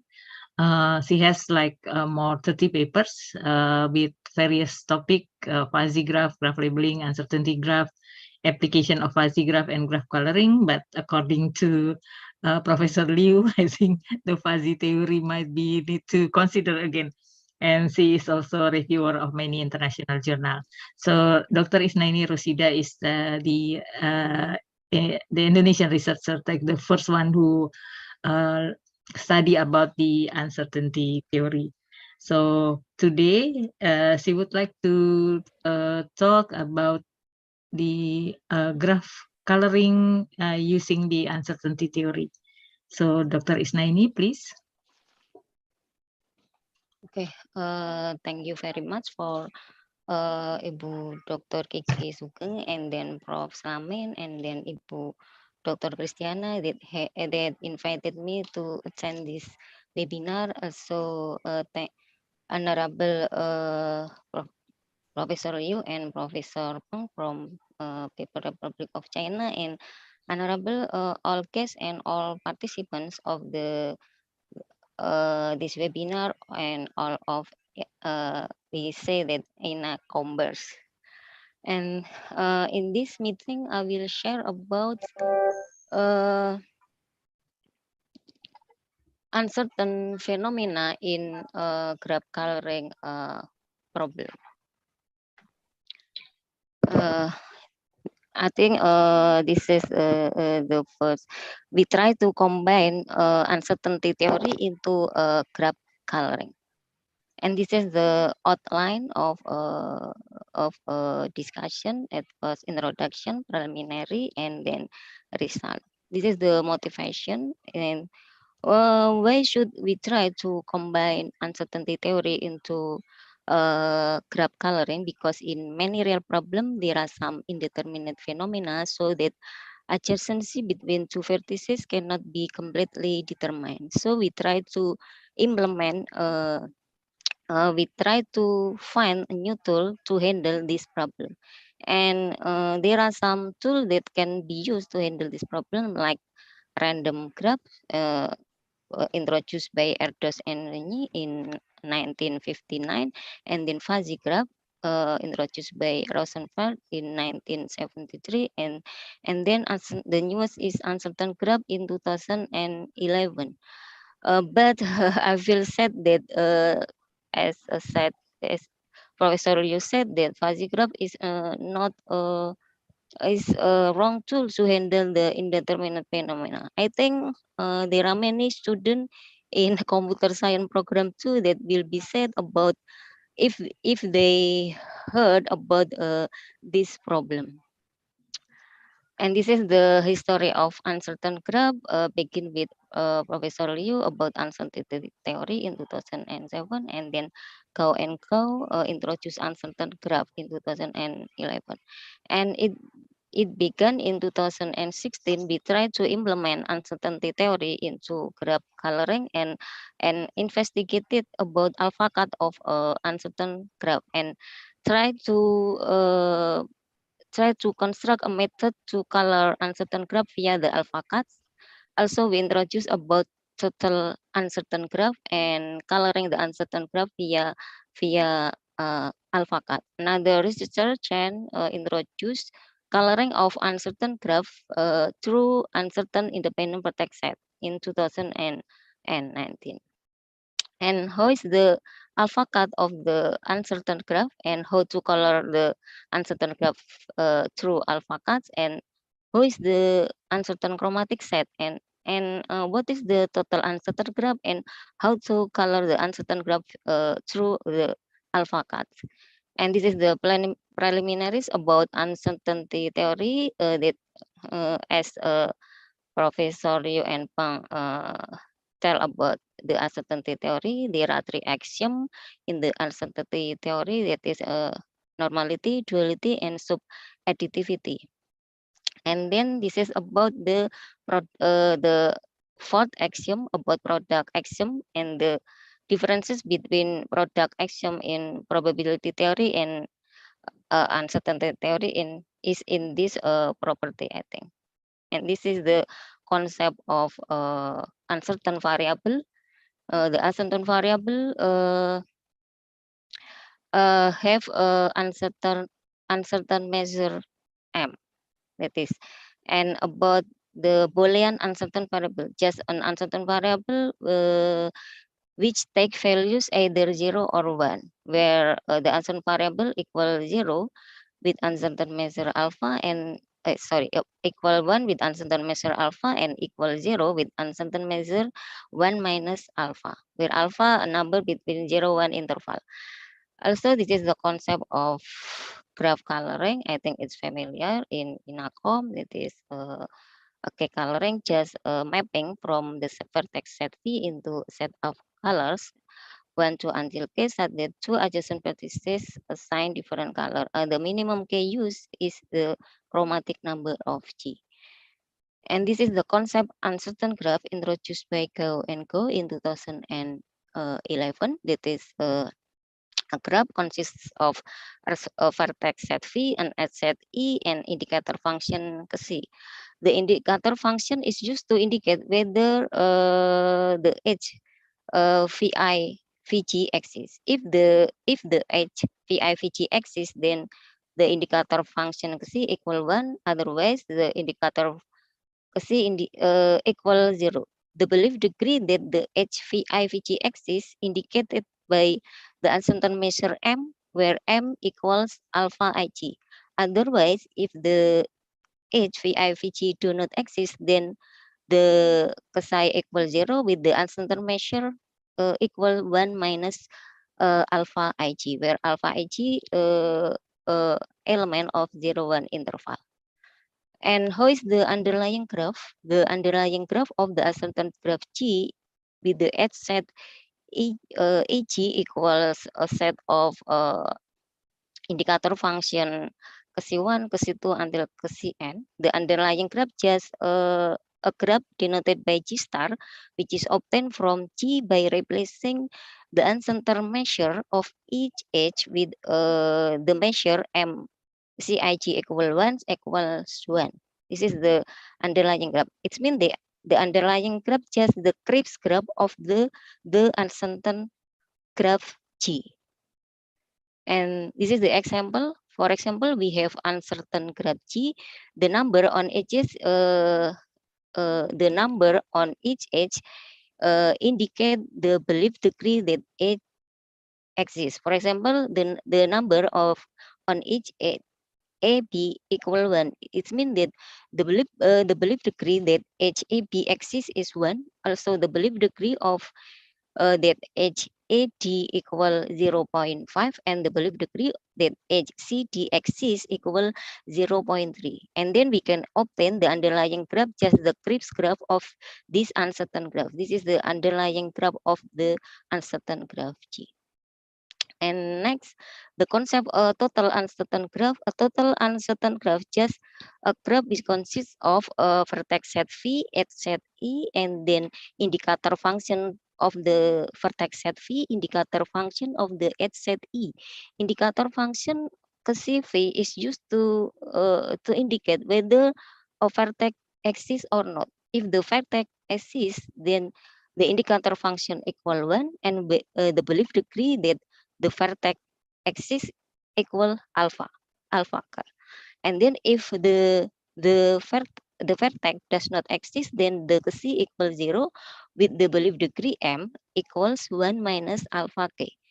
So the indicator function CE is to use is constructed to indicate whether the edge exists or not. If the edge VI VG exists, then the C equal 1 with the belief degree M equal alpha Ig. If the edge does not exist, it means that the C equals 0 with the belief degree M equals 1 minus alpha Ig, where alpha Ig equal element of 0 1 interval. This is the concept of total uncertain. It means that the vertex set and the edge set is totally uncertain. We try to give the representation of total uncertain graph in real life problem. For example, you want to go to the place A from another city. The alphabet represent the city, and the edge connecting the cities represent that there is a road between the two cities. Unfortunately, there is a lot of road construction taking place, so that some road might be closed, and hence we do not know which road that can be used to go to from another city to the city of A.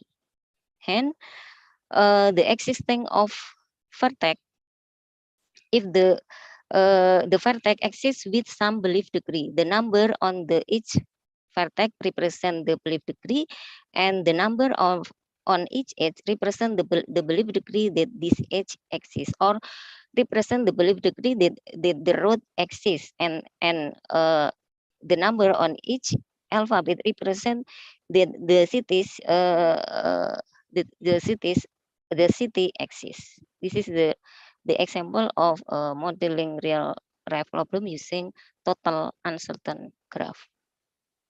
And then the underlying graph of total uncertain graph, let G be a total uncertain graph. The underlying of the total uncertain graph just a crisp graph G star with the vertex set V star, edge set E star, which is obtained from the uncertain graph G by replacing the measure of the belief degree of each vertex with 1, and replacing the belief degree of each edge with 1. And this is who is the alpha cuts of an uncertain graph. We try to implement at firstly the concept of alpha cut appears in fuzzy set theory, and in this talk we try to implement the alpha cut into uncertain graph. Let alpha be element of 0, 1 interval. The alpha cut of uncertain graph G is a crisp graph G alpha consists of vertex set V, edge set E alpha. It means the alpha cut G alpha just a crisp graph, where how to determine the E alpha. E alpha equals a set of a pair VI VG, where the belief degree that VI VG exists greater than or equal alpha. For example, we have uncertain graph G, and we want to construct the cut G alpha where alpha greater than 0, less than or equal 0.1. It means that we have to find edges in this uncertain graph where the belief degree greater than or equal to 0.1. It means that all edges in this uncertain graph are the edges of the alpha cut, and this is the alpha cut G alpha. For alpha satisfy this interval. For another alpha, maybe for alpha equals 0.3, the edges that the element of the alpha cut consists of edges that the belief degree greater than or equal to 0.3.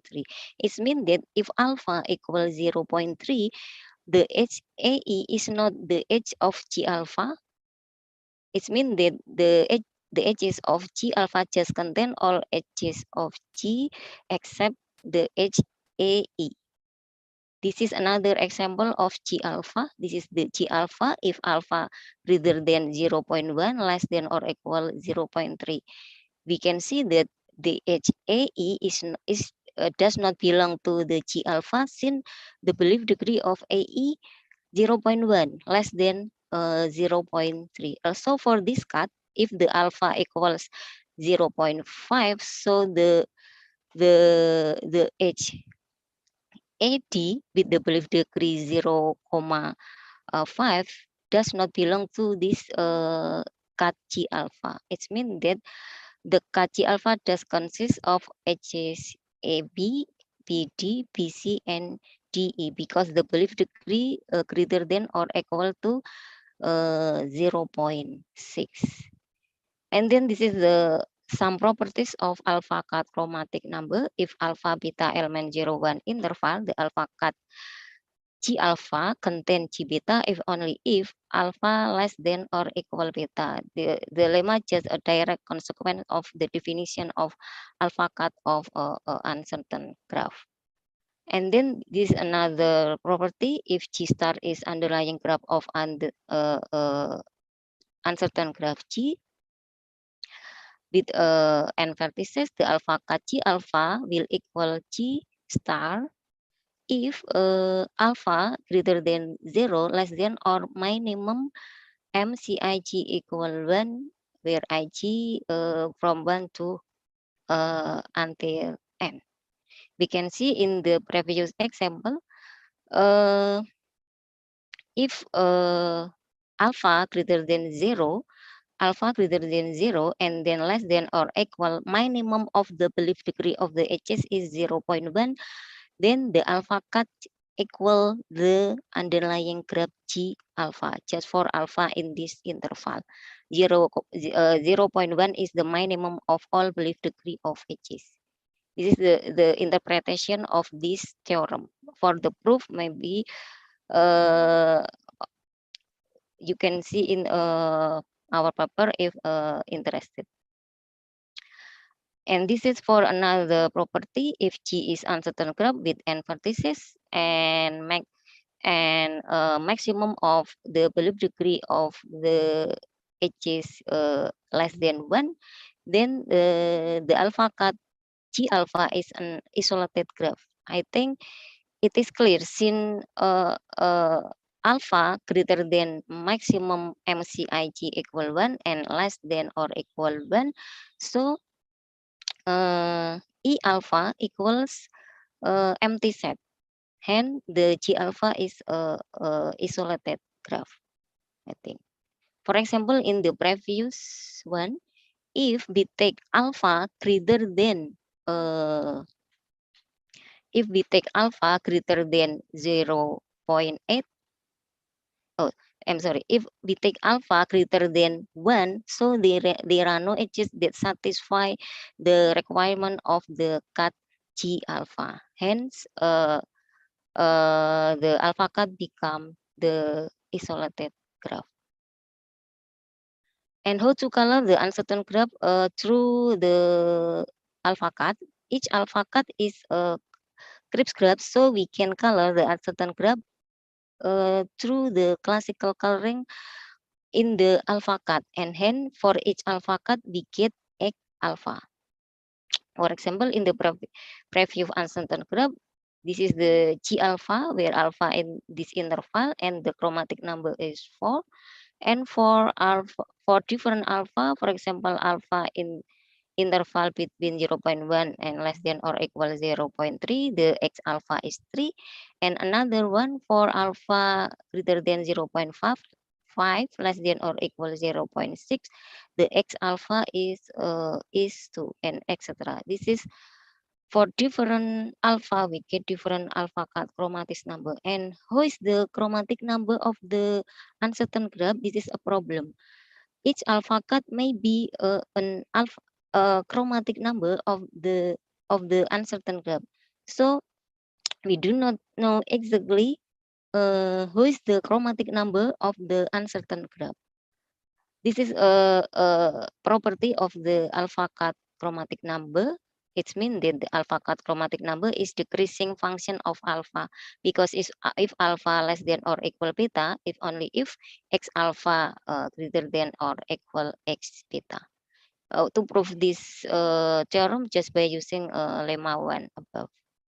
And then another property, if G is uncertain graph, G star is the underlying graph, so the chromatic number of G star equal maximum of X alpha, where alpha greater than 0, less than or equals 1. This is the illustration of this property.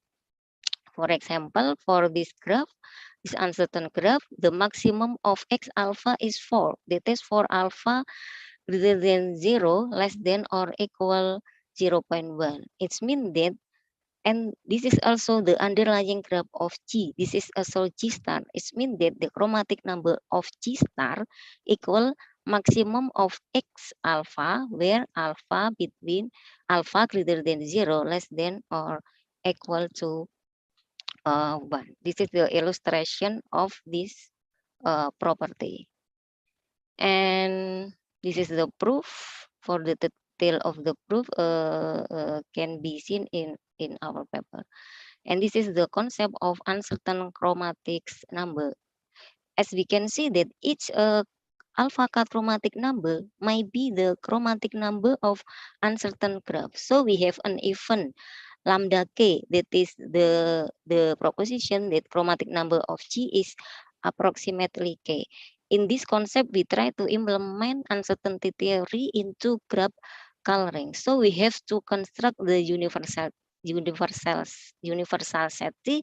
The set T consists of all alpha cut chromatic number of the uncertain graph G. And who is the set L? Because to construct the uncertainty space, we have to construct T, and then we have to construct the set L. L consists of uncertain event, and then we have to construct the measure M. And then L consists of the set of 0, uncertain event lambda, uncertain event lambda complement, and the universal set T. An uncertain event lambda k may be represented as a set with one element, that is k, and the belief degree m lambda will be determined through the alpha cuts chromatics number. This is the construction of the belief degree of each event.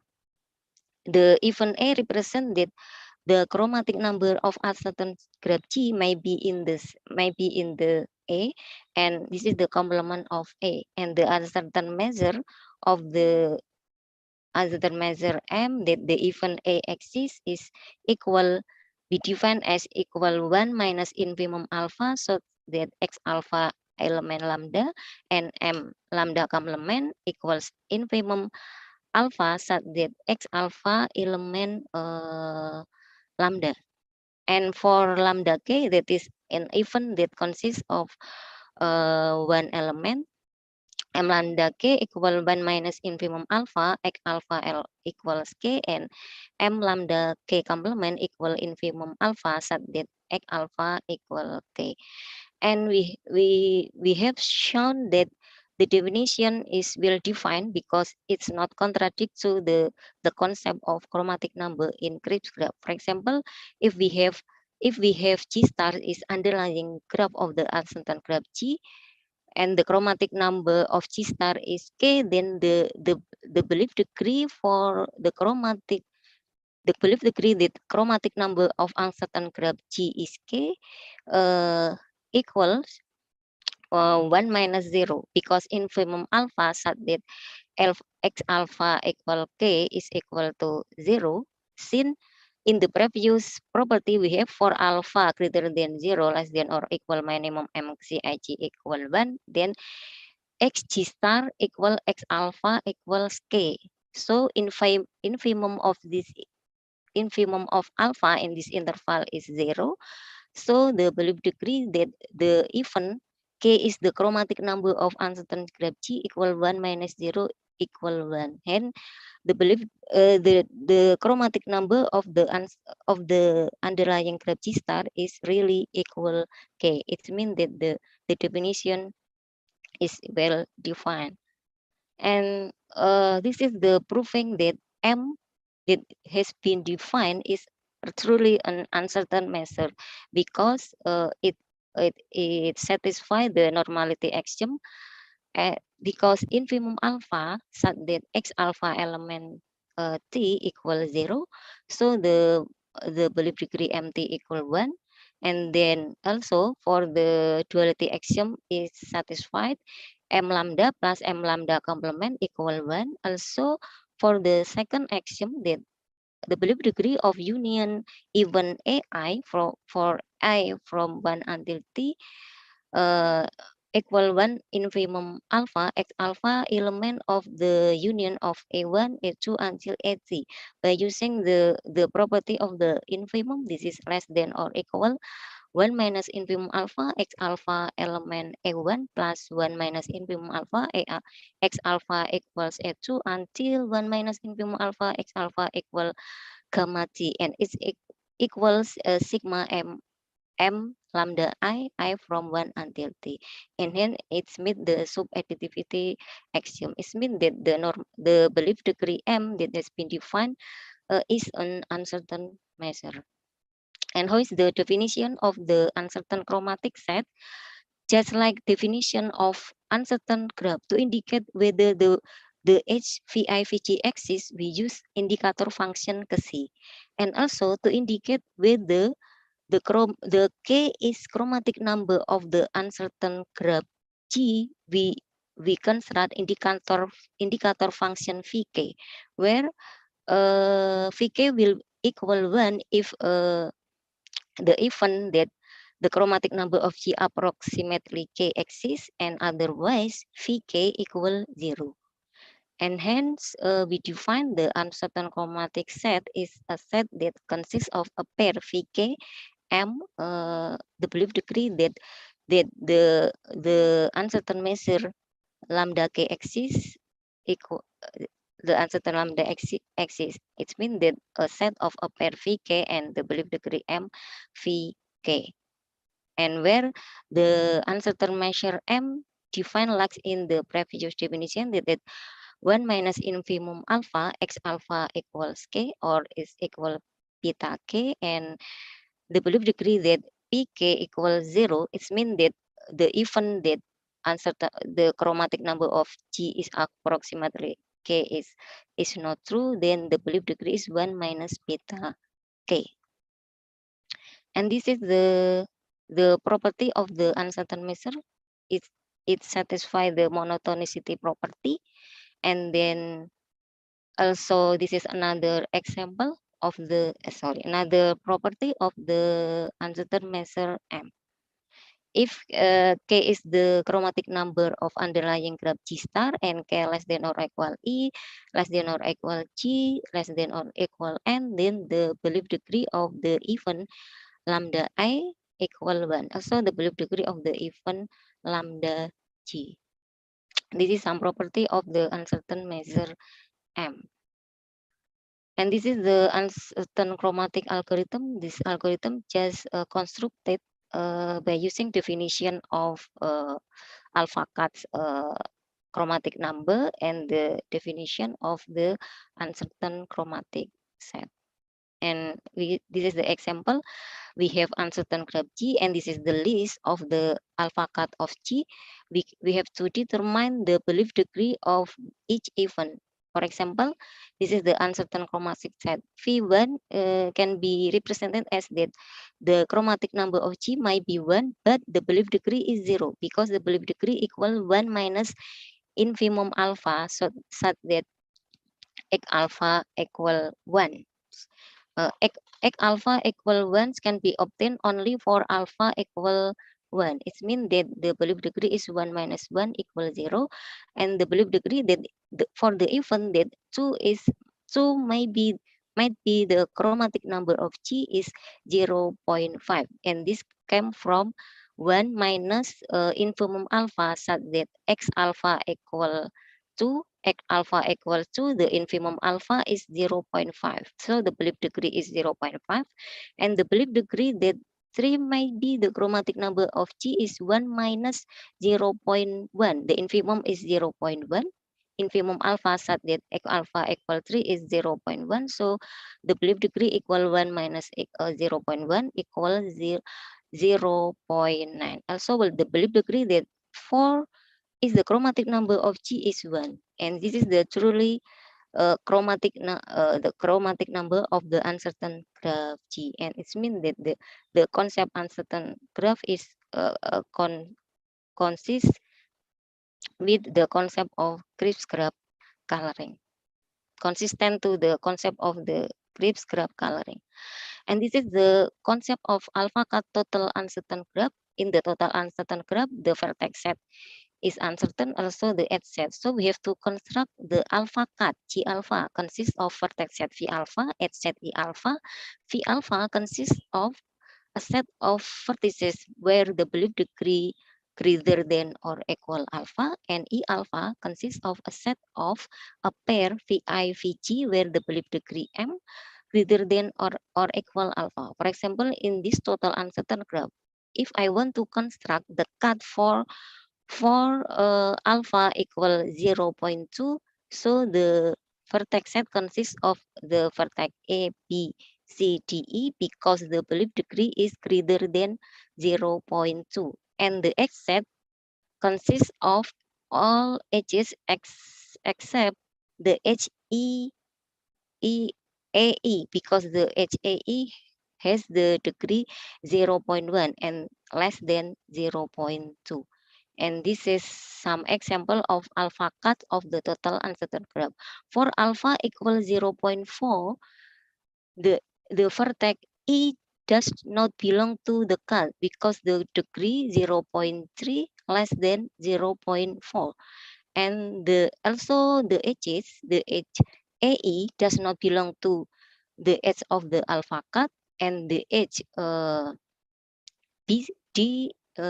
DC does not belong to the edge of the alpha cut. Also the edge PE also does not belong to the edge of alpha cut. And this is another example of the alpha cut. For alpha greater than 0.7, the alpha cut just consists of one vertex, that is vertex B. So the chromatic number is 1. And this is some properties of alpha cut of total uncertain graph.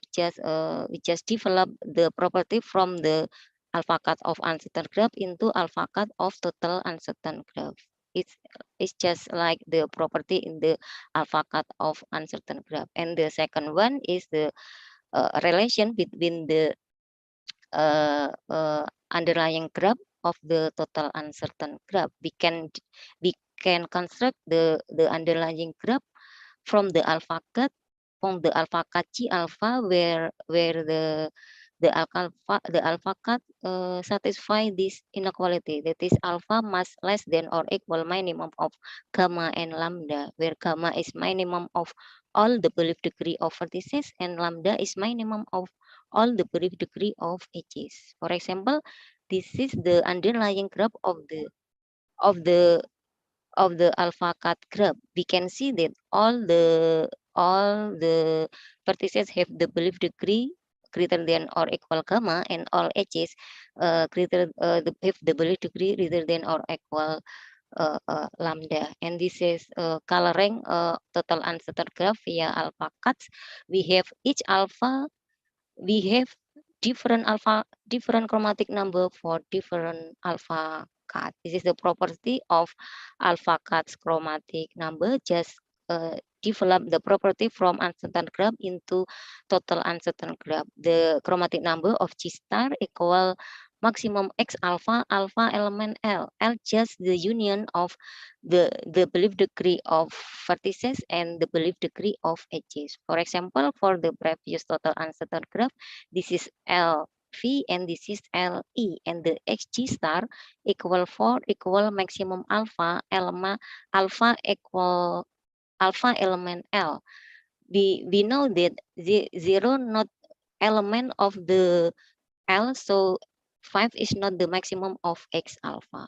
And this, as far as the research, in the future research, we can develop click covering of uncertain graph, also color problem of uncertain random graph, also maybe click covering of uncertain random graph, and maybe try to employ the current research in uncertain graph coloring to solve real life problem. And this is the end of this is the references, and this is the end of my presentation, and thank you. So thank you very much, Dr. Isnaini. So in her talk, I think we have an idea how to make coloring, but before we do the coloring like we usually do in the graph, we have to set up like many things to for the background. And also from Dr. Isnaini talk, we can see why the Professor Peng previously say that if we talk about uncertainty graph, it means that we need to talk about weighted graph, because all the ages has weight, yeah, the belief degree. So we cannot like take it as the normal graph. Any question or comment from the audience?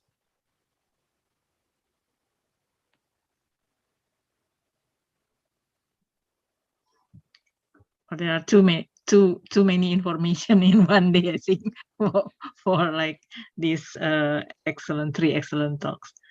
Okay, well, we are waiting for the maybe the audience want to ask a question or comments. Ibu Isnaini, maybe you can like give us like some enlightenment, because like if we put some belief degree on the age, so I think that is normal, yeah, because we can like have like some degree that the relation between two vertices is a certain equal to 1 or 0 or in between. But how's about the vertex? Because like in our understanding, if we talk about the graph, so the vertices are there, right? So it should be like there is a vertex or there is not a vertex. But in your total uncertain belief degree, you also like put the belief degree for vertex. So can you like give more enlight for us, like why or like what is the reason why we have like add like belief degree for vertex, and what does it mean? Okay, thank you, Bu Kiki. As I have shown in my previous example, for example, the vertex represent city and the edge represent road between city. But for in real problem, there are some indeterminate phenomena. For example, road construction. So we change our plan. It means that we do not know. We do not know exactly on how does the city exist. But in the total uncertain graph, the vertex set is always the vertex set does not empty in the construction of total uncertain graph. Also in uncertain graph. Yeah, but the city is there, right? Like in this graph, the vertex A is there, but why it has like a belief degree like 0.5? What does it mean for the vertex? Okay, because the indeterminate phenomena before we go to some cities, we have a plan. Like we have a list of city like A, B, C, and D, and E. But in practically, there are some indeterminate phenomena. So in the previous list, maybe we can delete some city in the list because some indeterminate phenomenon, for example, the close of the road or the construction of some road. Maybe during holiday, maybe there are some road that will be closed, or during the construction of the road, there are some road that will be closed. So we have to delete maybe some cities from the list. Okay. I think the Yeah, representation like this. So the city is there, but there is maybe a possibility or something that we will not visit. Yeah, we will not visit that. Yes. Okay, thank you very much. So for the audience, comments?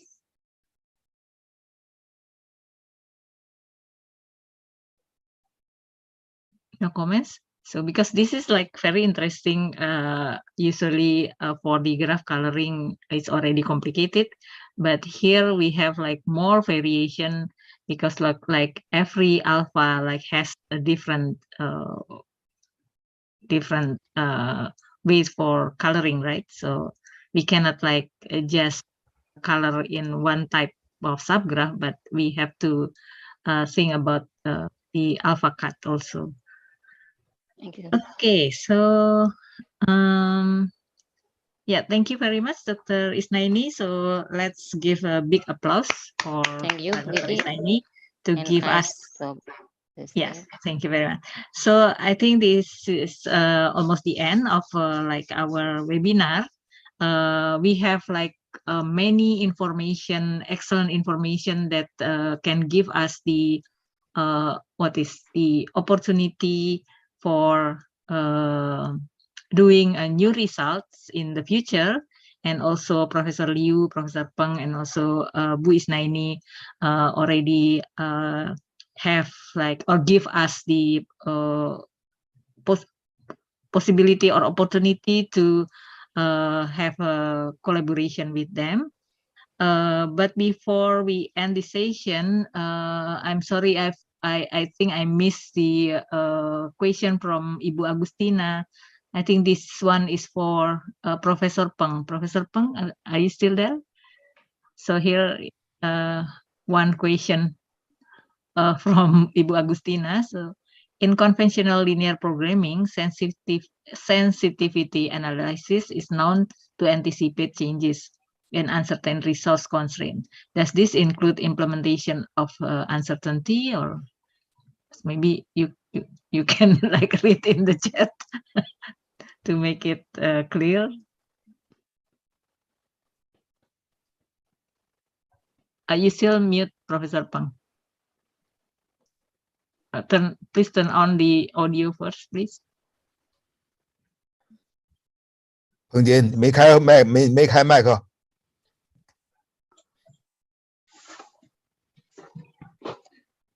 Okay.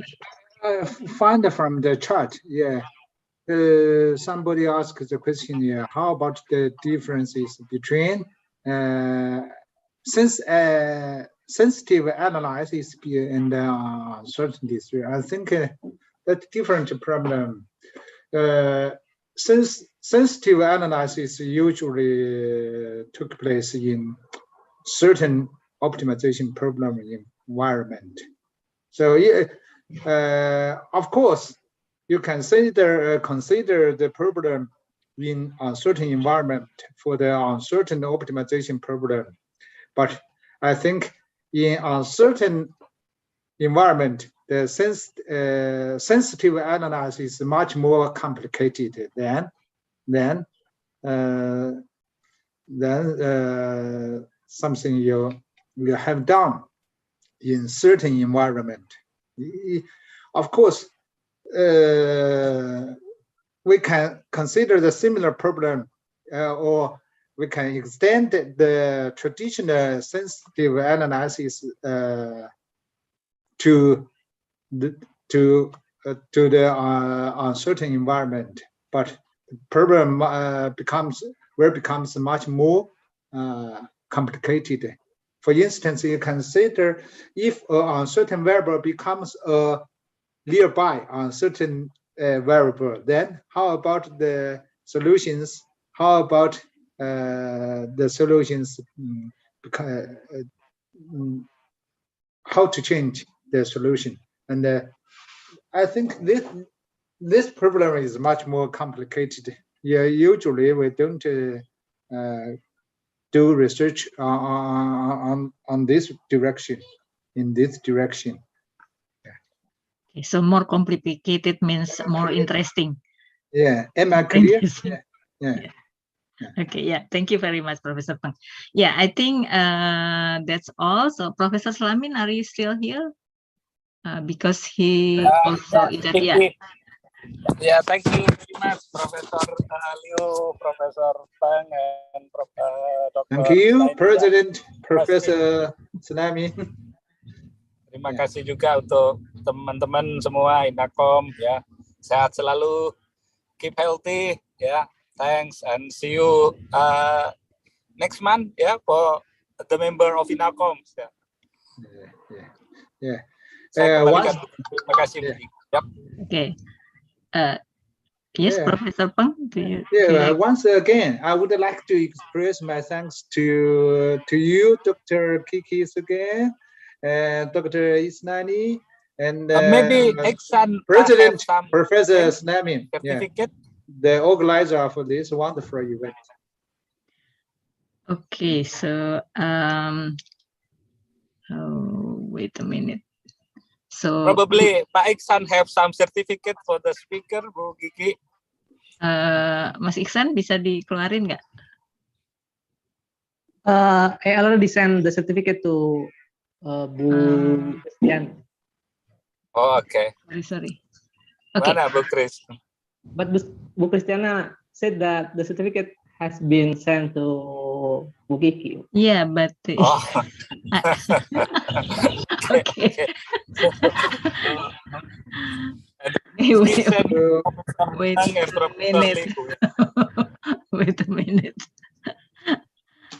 Okay, so we don't have like anything to present our thanks, so we only can give like a certificate for appreciation. This is for Professor Liu.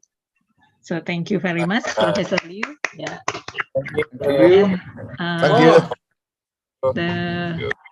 Wait a minute, how to change it?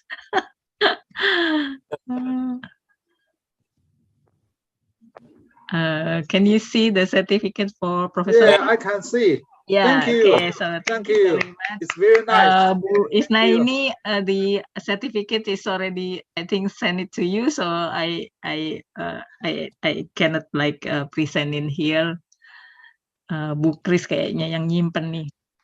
So yeah, once again, thank you very much. So this is like we do hope that we can meet on online in the future. Yeah. And also thank you very much for all the audience, Joey and all colleagues from Philippines, and also like all the INACOMS members. So I think it's goodbye from now. So hopefully we will meet again in the future to discuss about this topic. Okay. Thank you. Goodbye. Thank you. Bye now. 再见. Selamat malam. No,